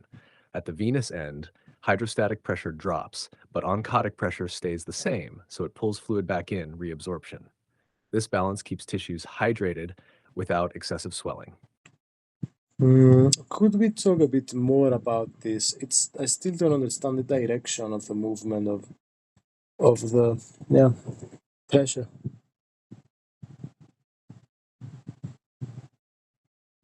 Of course, think of it like this. 1. At the arterial end, blood is freshly pumped from the heart, so it has high hydrostatic pressure, fluid pushing force. This pressure pushes fluid out of the capillary into surrounding tissues. 2. As blood moves through the capillary, hydrostatic pressure drops because fluid is leaving. Meanwhile, plasma proteins like albumin stay inside, maintaining a constant oncotic pressure, fluid pulling force. 3. At the venous end, hydrostatic pressure is now lower than oncotic pressure. Since oncotic pressure pulls fluid back into the capillary, reabsorption happens. The direction of movement depends on which force is stronger. Hydrostatic pushes out, oncotic pulls in. Okay, interesting. Okay, guys, if you hate me, don't worry. I'm gonna start putting time stamps so you can skip certain things if you can understand them. But for us that have difficulties, I'm gonna continue asking personally. So I know we have hydrostatic, we've got oncotic pressure, but why do we have why do we have hydrostatic pressure on one side and oncotic on the other, or have I not understood? You're thinking about it the right way. Hydrostatic and oncotic pressures exist throughout the capillary, but their relative strengths change from the arterial to venous end. Hydrostatic pressure starts high at the arterial end because blood is freshly pumped from the heart, pushing fluid out. Oncotic pressure stays constant throughout because proteins like albumin don't leave the capillary. By the time blood reaches the venous end, hydrostatic pressure has dropped, so oncotic pressure now dominates, pulling fluid back in. The key is that hydrostatic pressure decreases as blood moves through the capillary, shifting the balance from filtration to reabsorption. Okay, so hydrostatic pressure changes as the blood flows through the capillary, you said? Yes, exactly. Hydrostatic pressure starts high at the arterial end because blood is coming straight from the heart. As fluid gets pushed out into tissues, pressure drops along the capillary. By the time blood reaches the venous end, hydrostatic pressure is much lower, allowing oncotic pressure to pull fluid back in. And why is this the case? This happens because as blood moves through the capillary, fluid is continuously pushed out into tissues due to hydrostatic pressure. Since the capillary loses fluid, the volume inside decreases, lowering hydrostatic pressure. Meanwhile, oncotic pressure stays constant because proteins like albumin remain inside the capillary, keeping their pulling force steady. By the venous end, the drop in hydrostatic pressure makes oncotic pressure the dominant force, pulling fluid back in. One more time, please.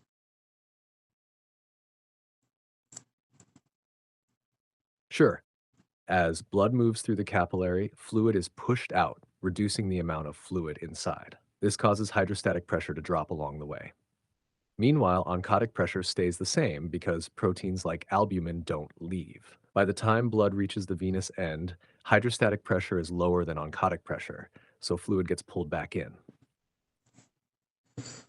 Wow, dude. Perhaps the reason I'm not understanding these guys is that we're not going deep enough. Sometimes the only way is through. So, yeah, can we continue on this? Because I'm not I can't figure it out.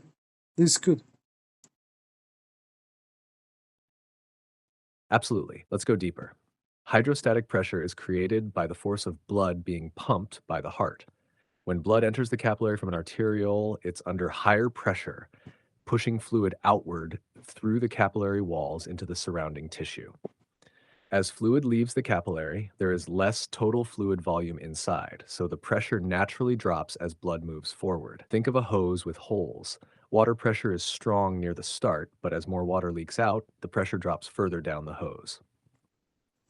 Oncotic pressure, however, stays constant because proteins like albumin stay inside the capillary. These proteins create an osmotic force that tries to pull water back into the vessel to maintain balance. At the arterial end, hydrostatic pressure is strong enough to overpower oncotic pressure, so fluid moves out, filtration. By the time blood reaches the venous end, hydrostatic pressure has dropped below oncotic pressure, so fluid moves back in, reabsorption. Does that help clarify it? The whole thing kind of makes sense, I guess. Um, I'm still having difficulty.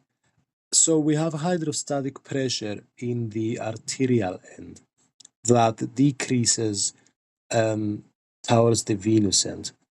And some things I don't understand is why do we have arterial and venous end? Okay, so actually I do understand this, I think. So yeah, now it's kind of getting together slightly, guys. So capillaries are between arteries and veins, yes?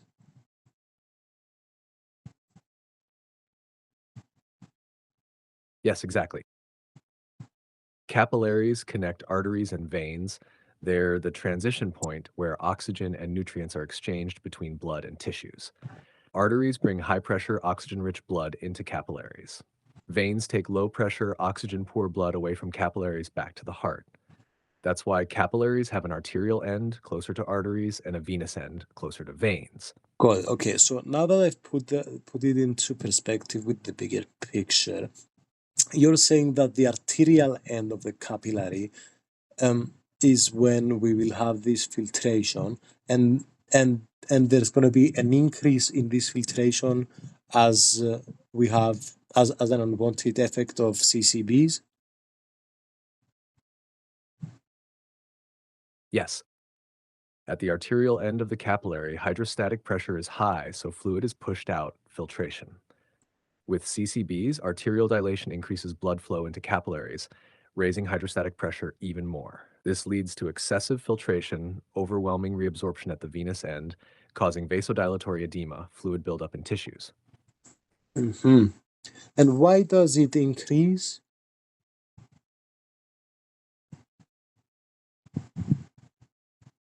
It increases because calcium channel blockers dilate arterioles, reducing resistance and allowing more blood to flow into capillaries. With more blood entering, capillary hydrostatic pressure rises, pushing more fluid out into tissues.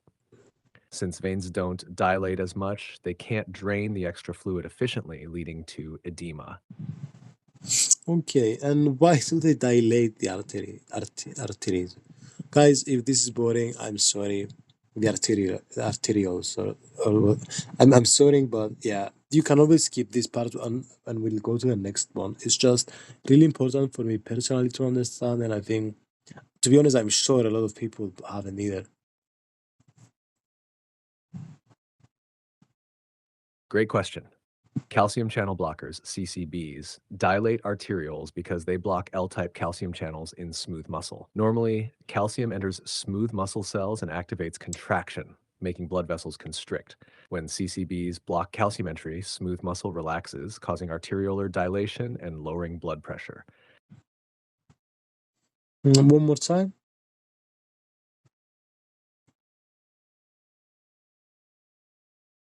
Please,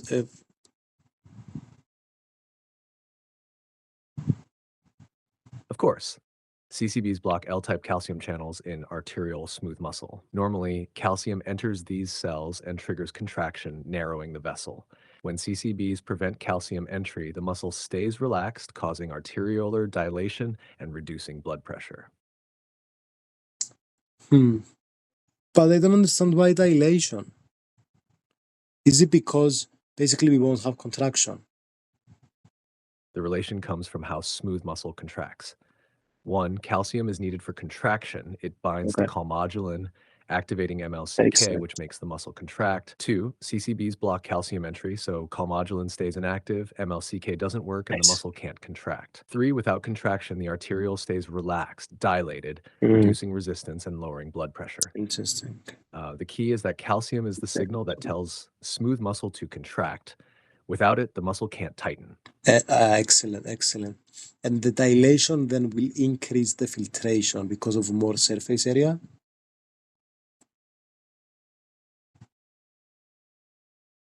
Not exactly. Oh, Dilation increases filtration because of higher hydrostatic pressure, not surface area. When arterioles dilate, more blood flows into capillaries, increasing pressure inside them.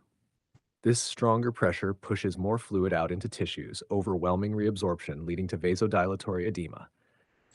it's a bit weird for me because you know how we say that pressure and volume have an inversely proportional relationship. I get what you mean that if we get more volume in, the pressure is going to be more. But can you kind of explain to us that this relationship? So we've got more volume, which will increase the pressure. And although I can like visually understand why this would be true, it still doesn't fit well in my brain with the relationship of them being inversely proportional. Great observation. The key is where the volume is increasing and how it affects pressure. In a closed system, like a heart chamber or a rigid container, more volume means lower pressure because it spreads out. But in blood vessels, which can expand, when more blood flows into arterioles, they don't expand infinitely. This leads to higher pressure inside the Mhm. capillaries because more fluid is being pushed in than can exit at the venous end. So here, Wow. volume increases hydrostatic pressure because the capillary can't expand enough to relieve it, forcing more fluid out into Got it. tissues. So what you're saying basically is that we this volume is inversely proportional to pressure is all only true when we have a rigid container. So what other variables? So how do we understand then if the changes in pressure when it comes to non-rigid containers? Do we take into consideration variables that have to do with how much it can stretch before it breaks and stuff like that?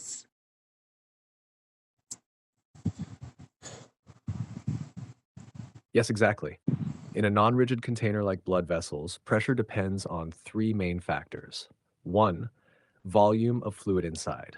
More blood entering increases pressure unless it can stretch enough to compensate. Two, compliance, stretchability. If a vessel stretches easily, pressure won't rise as much. If it's stiff, pressure rises more. Three, resistance, outflow ability. If blood can't exit quickly, like in veins that don't dilate much, pressure inside stays high. So in capillaries, increased inflow due to arterial dilation plus limited outflow equals higher hydrostatic pressure, even though the vessel isn't rigid. Interesting. And are there similar like laws and equations that we have for volume and pressure relationships in non-rigid structures? Yes, in non-rigid structures like blood vessels, we use equations that consider compliance, how much a vessel stretches. One key relationship is C equals frac delta V, delta P, where my C equals compliance, how easily the vessel expands, delta V equals change in volume, delta P is change in pressure. For arteries, compliance is lower, they're stiffer, so a small increase in volume raises pressure a lot. For veins, compliance is higher, they stretch more, so volume changes affect pressure less. Another key equation is Poissier's law, which relates flow, resistance, and pressure. Q equals frac delta P pi R4 8 eta L, where Q equals blood flow, delta P equals pressure difference, R equals vessel radius, small changes in radius drastically change flow, I equals blood viscosity, L equals vessel length. This helps explain why arteriolar dilation increases capillary pressure. It reduces resistance, allowing more blood to enter, raising hydrostatic pressure inside capillaries. Interesting. That makes a lot of sense. So I was wondering then, how come we have two different kind of pressures? Pressure doesn't differentiate itself, does it?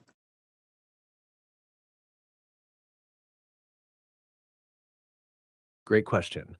Pressure itself is just force per unit area, but in physiology, we differentiate it based on what's causing the force and how it behaves in the system. One, hydrostatic pressure. This is the pressure exerted by fluid itself against vessel walls. It comes from blood flow and gravity and pushes fluid out of capillaries. Two, oncotic pressure. This is osmotic pressure created by plasma proteins, mainly albumin, which pulls water back into capillaries to balance fluid movement. So while pressure is a single concept, these terms help us describe different forces acting inside the circulatory system. I, couldn't we name them come in and come out pressures? I mean, that's a stupid name, but my point is, you know, the word hydrostatic and concordic are just such hard words. Guys, tell me in the comments, am I just a fucking idiot? Sorry for swearing. Or am I just being lazy or am I just being like unnecessarily bamboozled and perplexed here? Anyway, okay, let's continue then with. But actually, before we continue, and sorry for keeping on this. Um, so yeah, okay. I understand that the pressure increases, the hydrostatic pressure increases for the reason you've mentioned, and then it slowly decreases again. And so, do we have changes in the oncotic pressure when we have the unwanted effects of CCBs?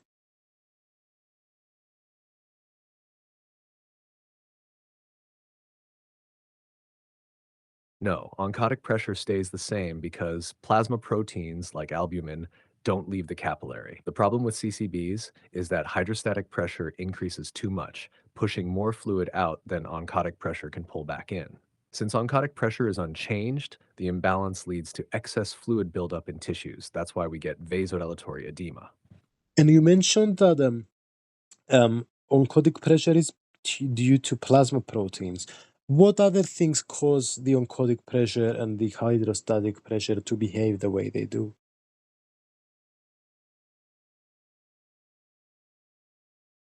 Oncotic pressure is mainly due to plasma proteins, especially albumin, because they pull water into capillaries to balance fluid movement.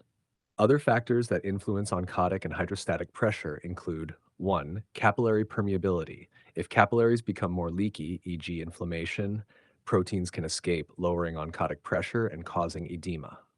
2. Venous drainage. If veins don't drain properly, e.g., heart failure, hydrostatic pressure stays high, reducing reabsorption. 3. Blood volume. More blood volume increases hydrostatic pressure, pushing more fluid out. 4. Lymphatic system. Normally clears excess fluid. If blocked, fluid accumulates, leading to edema. All these factors interact to control fluid movement across capillaries. Interesting. So let's continue with some unwanted effects of CCBs, which is, I know this has been a long time for me talking about this, but let's come back to the slightly bigger picture now. So, what about flushing and headaches? Are these common? Yes, flushing and headaches are common side effects of dihydropyridine CCBs like amlodipine. Flushing happens because arteriolar dilation increases blood flow to the skin, making it appear red and warm. Headaches occur because dilation of cerebral arteries increases blood flow, stretching vessel walls and triggering pain receptors. Both are due to vasodilation and usually improve over time as the body adjusts. Hmm. And what do you think about combining different classes of calcium channel blockers? Because I've heard it's not recommended. You're right.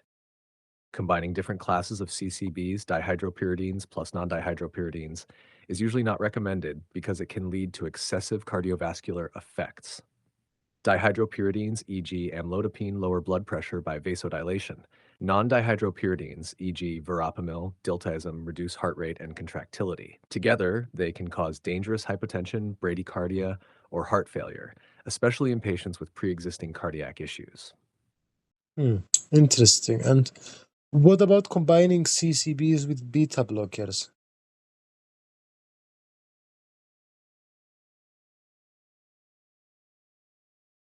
Combining CCBs with beta blockers depends on the type of CCB used. Dihydropyridines, e.g., amlodipine plus beta blockers, safe and often used together for hypertension. Beta blockers control heart rate, while CCBs reduce vascular resistance. Non-dihydropyridines, e.g., verapamil, diltiazem, plus beta blockers, risky. Both slow heart rate and reduce contractility, increasing the risk of bradycardia, AV block, and heart failure. Inter- So it's okay with dihydropyridines, but usually avoided with non-dihydropyridines. Interesting. And okay, this is going to be a bit of a different one. What about grapefruit juices relation to CCB action?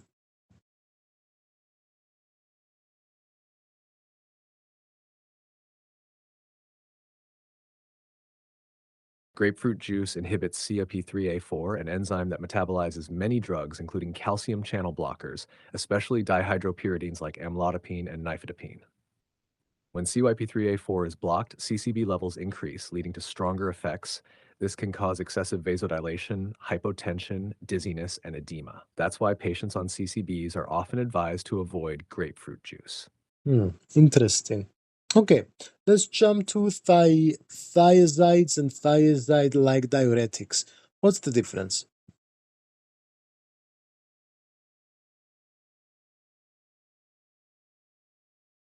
The main difference is chemical structure and duration of action.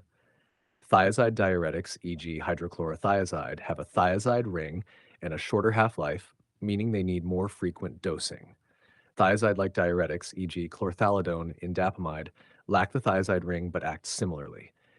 They have a longer half life, making them more effective for sustained blood pressure control. Both work by blocking NH5-Cl-man's reabsorption in the distal tubule, promoting natriuresis, salt loss, and diuresis, water loss, to lower blood pressure. So you're saying that thiazides and thiazide-like diuretics will affect the sodium and potassium? Yes, thiazides and thiazide-like diuretics block the Na-Cl importer in the distal tubule, leading to increased sodium NH- and water excretion. This also causes potassium Kpas loss because more sodium reaches the collecting ducts, increasing sodium-potassium exchange. As a result, patients can develop hypokalemia, low Kps levels. Interesting. So we block the sodium and water reabsorption from the distal tubule of the kidney by inhibiting um, an ACL co-transporter, basically.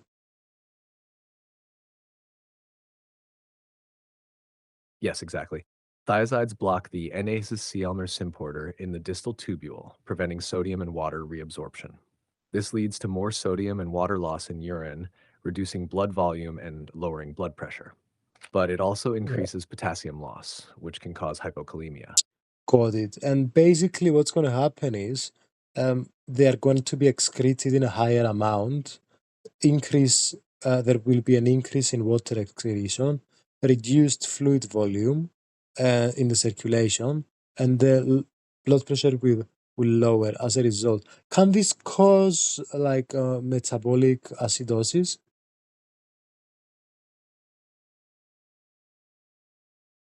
No, thiazide diuretics Okay. typically cause metabolic alkalosis, not acidosis. Okay. Here's why. 1. Increased sodium loss leads to more sodium reaching the collecting duct. 2. The body compensates by exchanging sodium for potassium and hydrogen ions H-. 3. More H- is lost in urine, leading to alkalosis, increased blood pH. So thiazides are more associated with metabolic alkalosis due to increased H- excretion.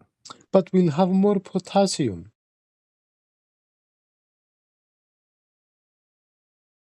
Actually, we'll have less potassium because thiazides increase potassium excretion. 1. More sodium reaches the collecting duct since it's not reabsorbed in the distal tubule. 2. The body compensates by exchanging sodium for potassium and hydrogen ions H- in the collecting duct. 3. This causes increased potassium loss, hypokalemia, and increased H- loss, leading to metabolic alkalosis. So potassium goes down, H- goes down, and pH goes up, alkalosis. Don't we also lose chlorine?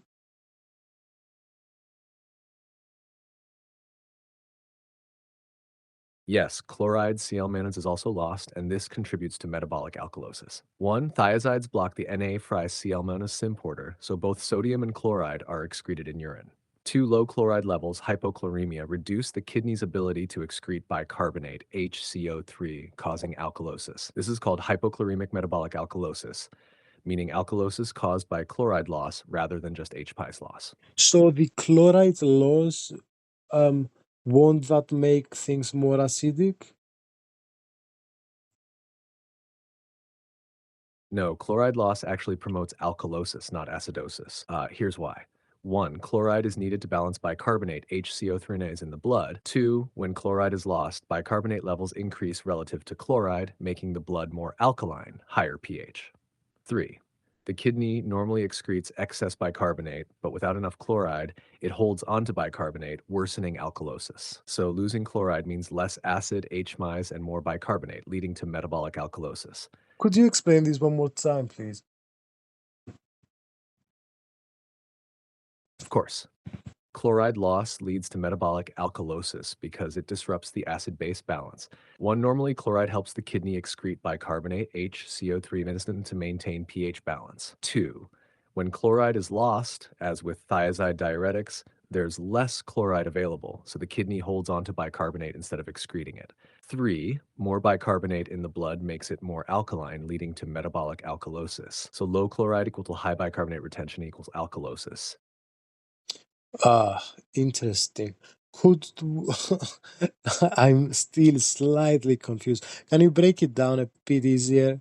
Maybe in a fewer words too?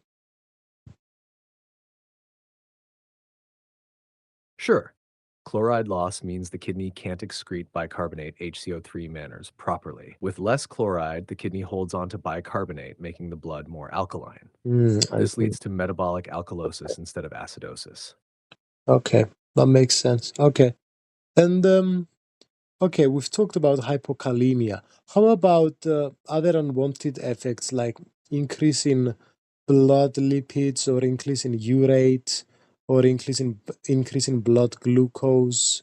Like, yeah,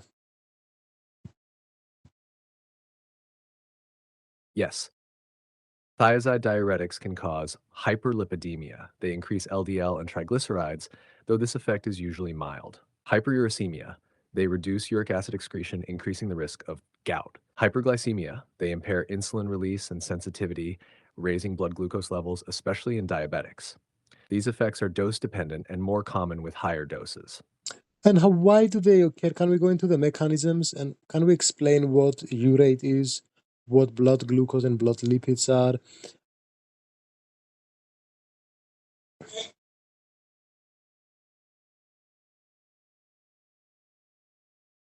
Sure. Blood lipids, fats in the blood, mainly cholesterol, LDL, HDL, and triglycerides. High levels, especially LDL, bad cholesterol, increase the risk of heart disease. Urate uric acid, a waste product from purine metabolism. It's normally excreted in urine, but if it builds up, it can cause gout, painful joint inflammation. Blood glucose, the sugar, glucose in your blood, which provides energy. If it's too high, hyperglycemia can lead to diabetes and complications.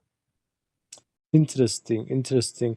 If you could touch one last time on urate, and sorry guys, I know I'm being really annoying. And also, um, can we talk about the this is gonna be a hard one, isn't it? Epithelial sodium channel?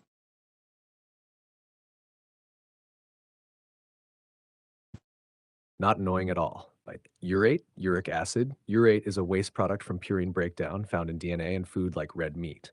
It's normally excreted by the kidneys, but thiazides reduce its excretion, leading to higher blood urate levels, hyperuricemia. This can trigger gout, causing painful joint inflammation, especially in the big toe. Epithelial sodium channel, ENAC. ENAC is a sodium channel in the collecting duct of the kidney. It helps reabsorb sodium, which indirectly potassium and hydrogen loss. When thiazides increase sodium delivery to the collecting duct, ENAC works harder, leading to more potassium, K, and hydrogen H by excretion, contributing to hypokalemia and metabolic alkalosis. Interesting. Okay. So what about bendroflumethiazide? I can't even say it. And is this like a type of drug that gives a lot of unwanted effects? And why does indapamide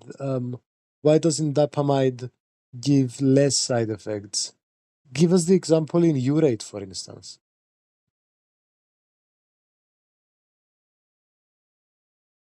Bendroflumethiazide is a classic thiazide diuretic, similar to hydrochlorothiazide, but with a shorter half-life. It's effective but has more side effects, including hypokalemia, hyperuricemia, high urate, and hyperglycemia. Indapamide, a thiazide-like diuretic, has fewer metabolic side effects, less impact on blood sugar, urate, and lipids. This is because it doesn't block urate excretion as much, reducing the risk of gout compared to traditional thiazides. Interesting. Okay, let's talk a bit about aldosterone antagonists. Guys and girls, I'm very aware that this was perhaps more for me than for you a hard episode, but I'm sure if you're anything like me, you'd probably be tired from all this too. But yeah, this is amazing. This is why it's amazing when we have these slightly lighter episodes sometimes talking about, behavior changes. And this is why the Jungle series and the National Park series are beautiful too. Um, yeah, so make sure if you want something chillery, check those out. But yeah, let's talk a bit about aldosterone antagonists and their mechanism of action.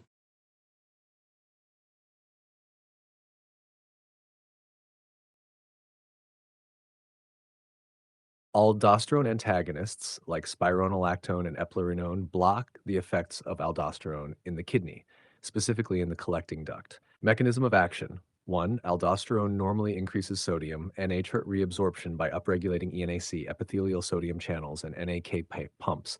2. Blocking aldosterone reduces sodium reabsorption and potassium excretion, leading to natriuresis, sodium loss, and potassium retention.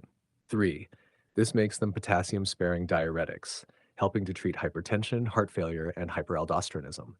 Interesting. So, yeah, you mentioned spironolactone. I'm going to also mention eplerenone. If you could explain how these names come about. And, okay, we talked a bit about the mechanism of action. Can it be used by itself or is it used in combination? And what's aldosteronism?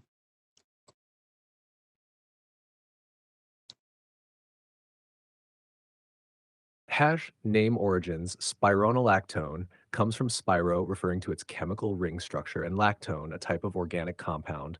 Eplerenone, derived from epoxy, part of its chemical structure, and lactone, similar to spironolactone but more selective.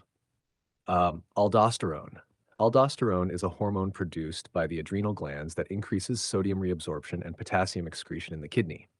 It helps regulate blood pressure and fluid balance, but can contribute to hypertension and heart failure if overactive. Usage: aldosterone antagonists can be used alone, but they are usually combined with other diuretics like thiazides to counteract potassium loss. They are especially useful in heart failure, resistant hypertension, and hyperaldosteronism. Eplerenone is more selective for aldosterone receptors, causing fewer hormonal side effects than spironolactone, like gynecomastia in men. Interesting. So basically, if we have aldosteronism, we can uh, use the aldosterone antagonists by themselves, or maybe not. I'm not sure. Exactly. Okay. In hyperaldosteronism, too much aldosterone, aldosterone antagonists like spironolactone or eplerenone can be used alone because they directly block excess aldosterone's effects. This helps reduce sodium retention, lower blood pressure, and prevent potassium loss, making them the first-line treatment for conditions like primary aldosteronism, Conn's syndrome. Interesting. Interesting. Okay. Let's talk a bit about perhaps hyperkalemia as an unwanted effect.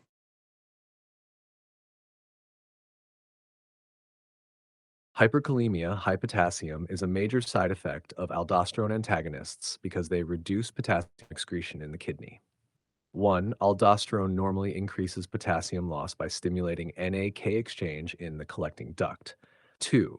Blocking aldosterone prevents this, leading to potassium retention and potential hyperkalemia. 3. Risk is higher in patients with kidney disease or those taking other potassium sparing drugs like ACE inhibitors or ARBs. Severe Will make sense. hyperkalemia can cause arrhythmias, muscle weakness, and cardiac arrest, so potassium levels must be monitored. Awesome, awesome. This makes sense. Okay, let's go and divert. Guys, let me know in the comments what's the difference between diverge and divert. Is diverge even a word? Okay, divert. I mean, ChatGPT could answer it, but let's keep it. Hopefully, someone in the comments will someday say the answer. So, um, beta or alpha antagonists. Let's talk about that. Yes, diverge is a word. It means to split into different directions, while Spoiler. divert means to change course or redirect something. Now on to beta and alpha antagonists. Beta blockers. Beta antagonists, e.g., propranolol, metoprolol, block beta adrenergic receptors, reducing heart rate, contractility, and blood pressure, used for hypertension, heart failure, and arrhythmias. Alpha blockers, I antagonists, e.g., prazosin and doxazosin, block adrenergic receptors, causing vasodilation and lower blood pressure. Mainly used for hypertension and benign prostatic hyperplasia, BPH. Key difference: beta blockers act more on the heart, while alpha blockers act more on blood vessels. Interesting, interesting. And why did we choose the letter alpha for the blood vessels?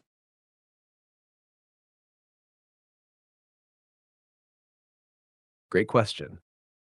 The alpha I beta classification comes from the way adrenergic receptors were first Mhm. discovered and studied. Alpha I receptors were found to primarily cause vasoconstriction in blood vessels when stimulated by adrenaline. Beta receptors were found to affect the heart, increasing rate and contractility, and lungs, bronchodilation. They were named in the order they were identified, with alpha receptors being the first discovered in vascular smooth muscle. Interesting. And alpha stands for andronergic.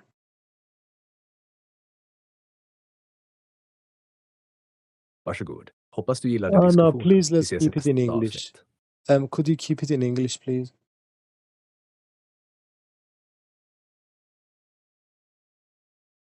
Of course, I'll stick to English. Looking forward to the next discussion. Yeah, if we could talk about what alpha stands for. Is it andronergic?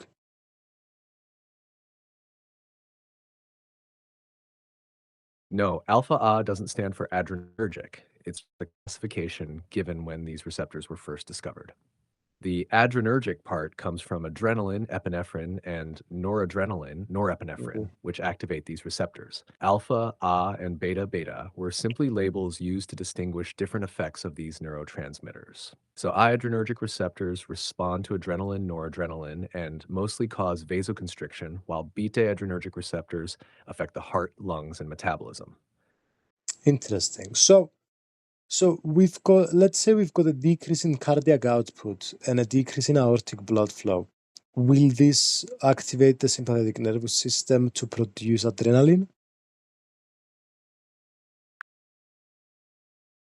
Yes, a decrease in cardiac output and aortic blood flow triggers the baroreceptor reflex, which activates the sympathetic nervous system, SNS, to compensate. One, baroreceptors in the aortic arch and carotid sinus detect low pressure and send signals to the brainstem. Two, the SNS releases norepinephrine and stimulates the adrenal glands to release adrenaline, epinephrine. Three, this causes vasoconstriction via HABA receptors and increased heart rate contractility via beta receptors to restore blood pressure and maintain circulation. Interesting. And so, okay, the noradrenaline will basically bind to the alpha 1 receptors. And what's the difference between noradrenaline and adrenaline?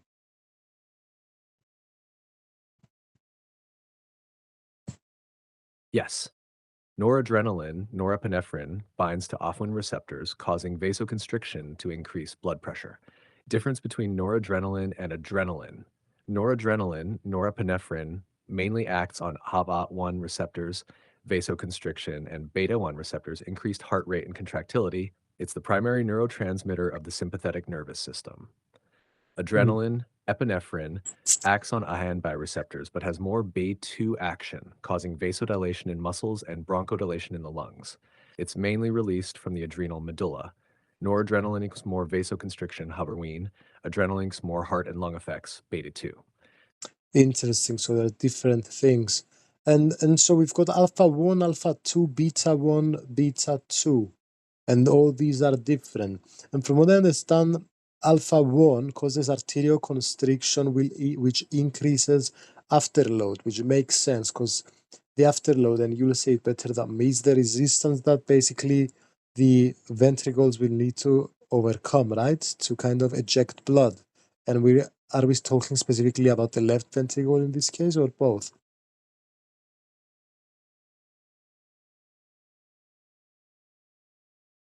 Yes, you're exactly right. Alpha 1 ALT1 receptors cause arterial constriction, increasing afterload by raising vascular resistance.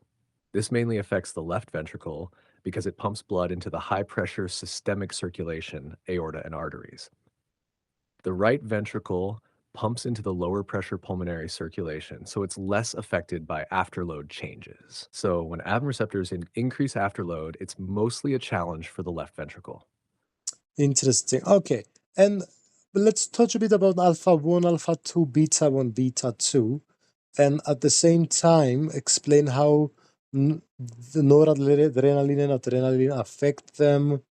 And I also wanted to ask the sympathetic nervous system activation, which will be because of, let's say, lower cardiac output.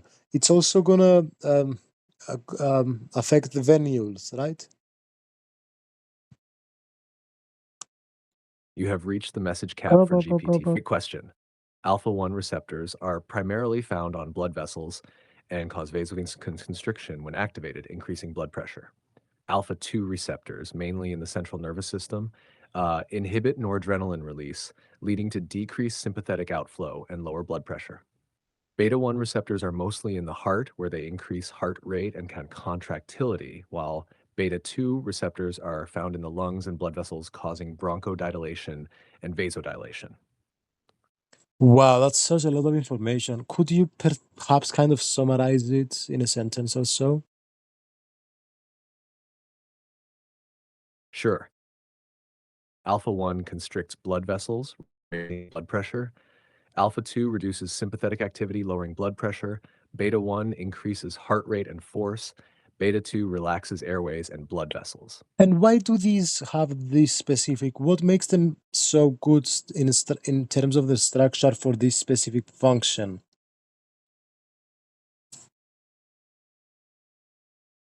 Their effects come from their location and the type of G protein they couple with. Alpha 1 receptors use GQ protein to increase calcium and cause contraction, while alpha 2 receptors use GI proteins to inhibit neurotransmitter release. Beta 1 and beta 2 receptors use Gs proteins, which boost cyclic AMP. Beta 1 enhances heart contraction, and beta 2 relaxes smooth muscle. Interesting. So let's talk a bit about beta blockers and perhaps we'll understand better how these things actually work, how the mechanisms work from it. So I understand you can use a beta blocker if the potassium is higher than normal. And certain beta blockers such as propranolol, I can't even say it. Yeah, so propranolol is non-selective. So yeah, explain this selective, non-selective. What's going on here?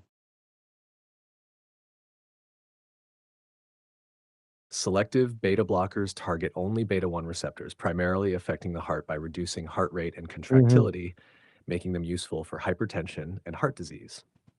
Non-selective beta blockers like propranolol block both beta 1 and beta 2, affecting the heart and also causing bronchoconstriction and reduced potassium uptake. Selectivity matters because it determines the side effects and clinical uses of the drug. Interesting. And I understand there is unwanted effects such as vasoconstriction and bronchoconstriction. And could you explain this a bit, perhaps?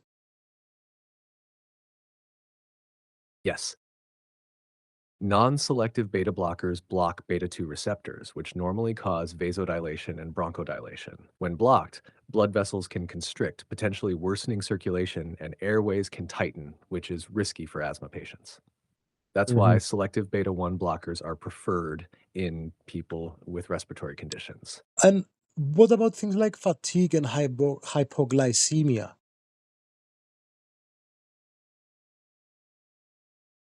Fatigue happens because beta blockers slow the heart rate and reduce cardiac output, leading to less oxygen delivery to muscles. Hypoglycemia can occur because beta 2 receptors help stimulate glycogen breakdown and glucose release. Blocking them can mask low blood sugar symptoms and impair recovery from hypoglycemia, especially Mhm. in diabetics.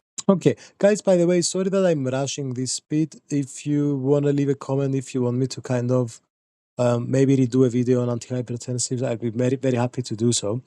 But yeah, for now, could we talk a bit about alpha blockers and yeah, maybe perhaps doxazocin? And I assume azocin is kind of the thing we use.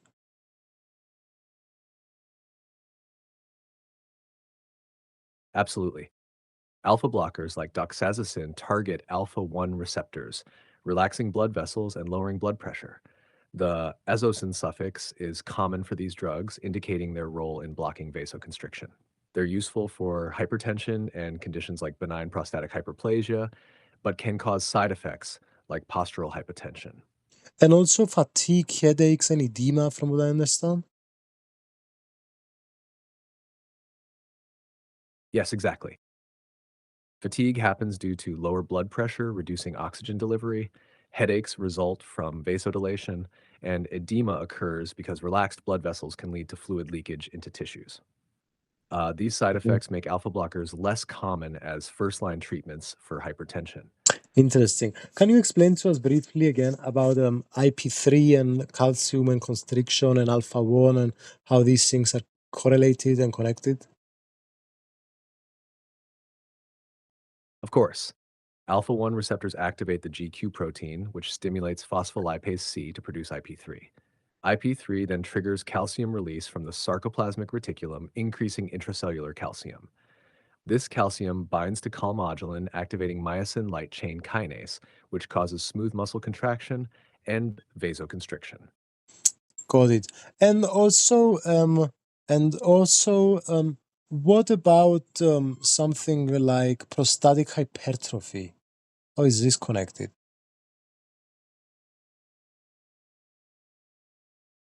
In prostatic hypertrophy, alpha 1 receptors in the prostate and bladder neck cause smooth muscle contraction, leading to urinary obstruction.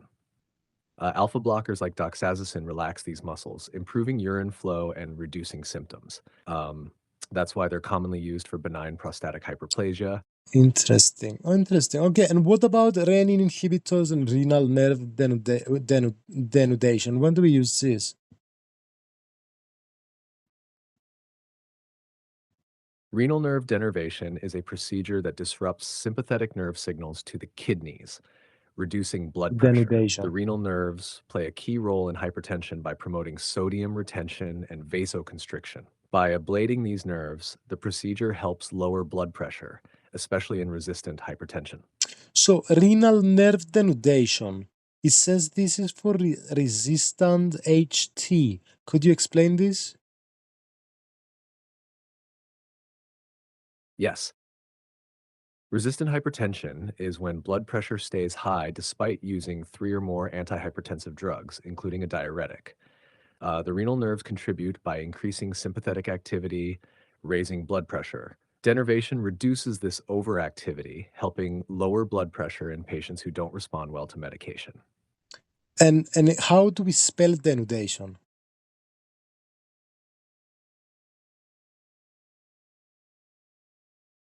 And how do we spell denudation? Sorry, I think, yeah. It looks like you meant denervation rather than Yeah, because perhaps we're in a bit of a misunderstanding because I was meaning denudation, renal nerve denudation.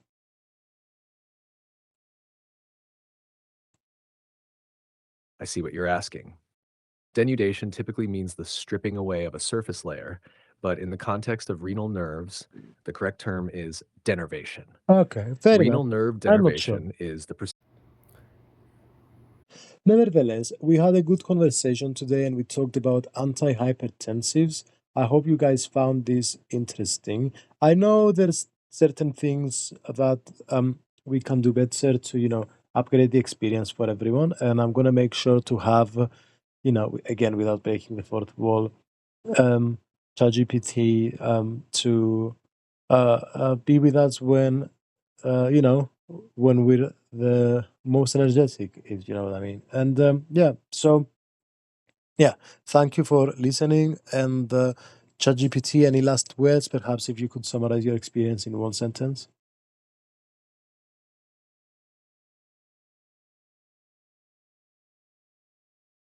It was a great discussion, insightful, fast paced, and packed with important details on antihypertensives. Looking forward to the next one. Excellent. So you've heard it from the wisdom of the crowd ourselves. So have a good day and see you at the next episode.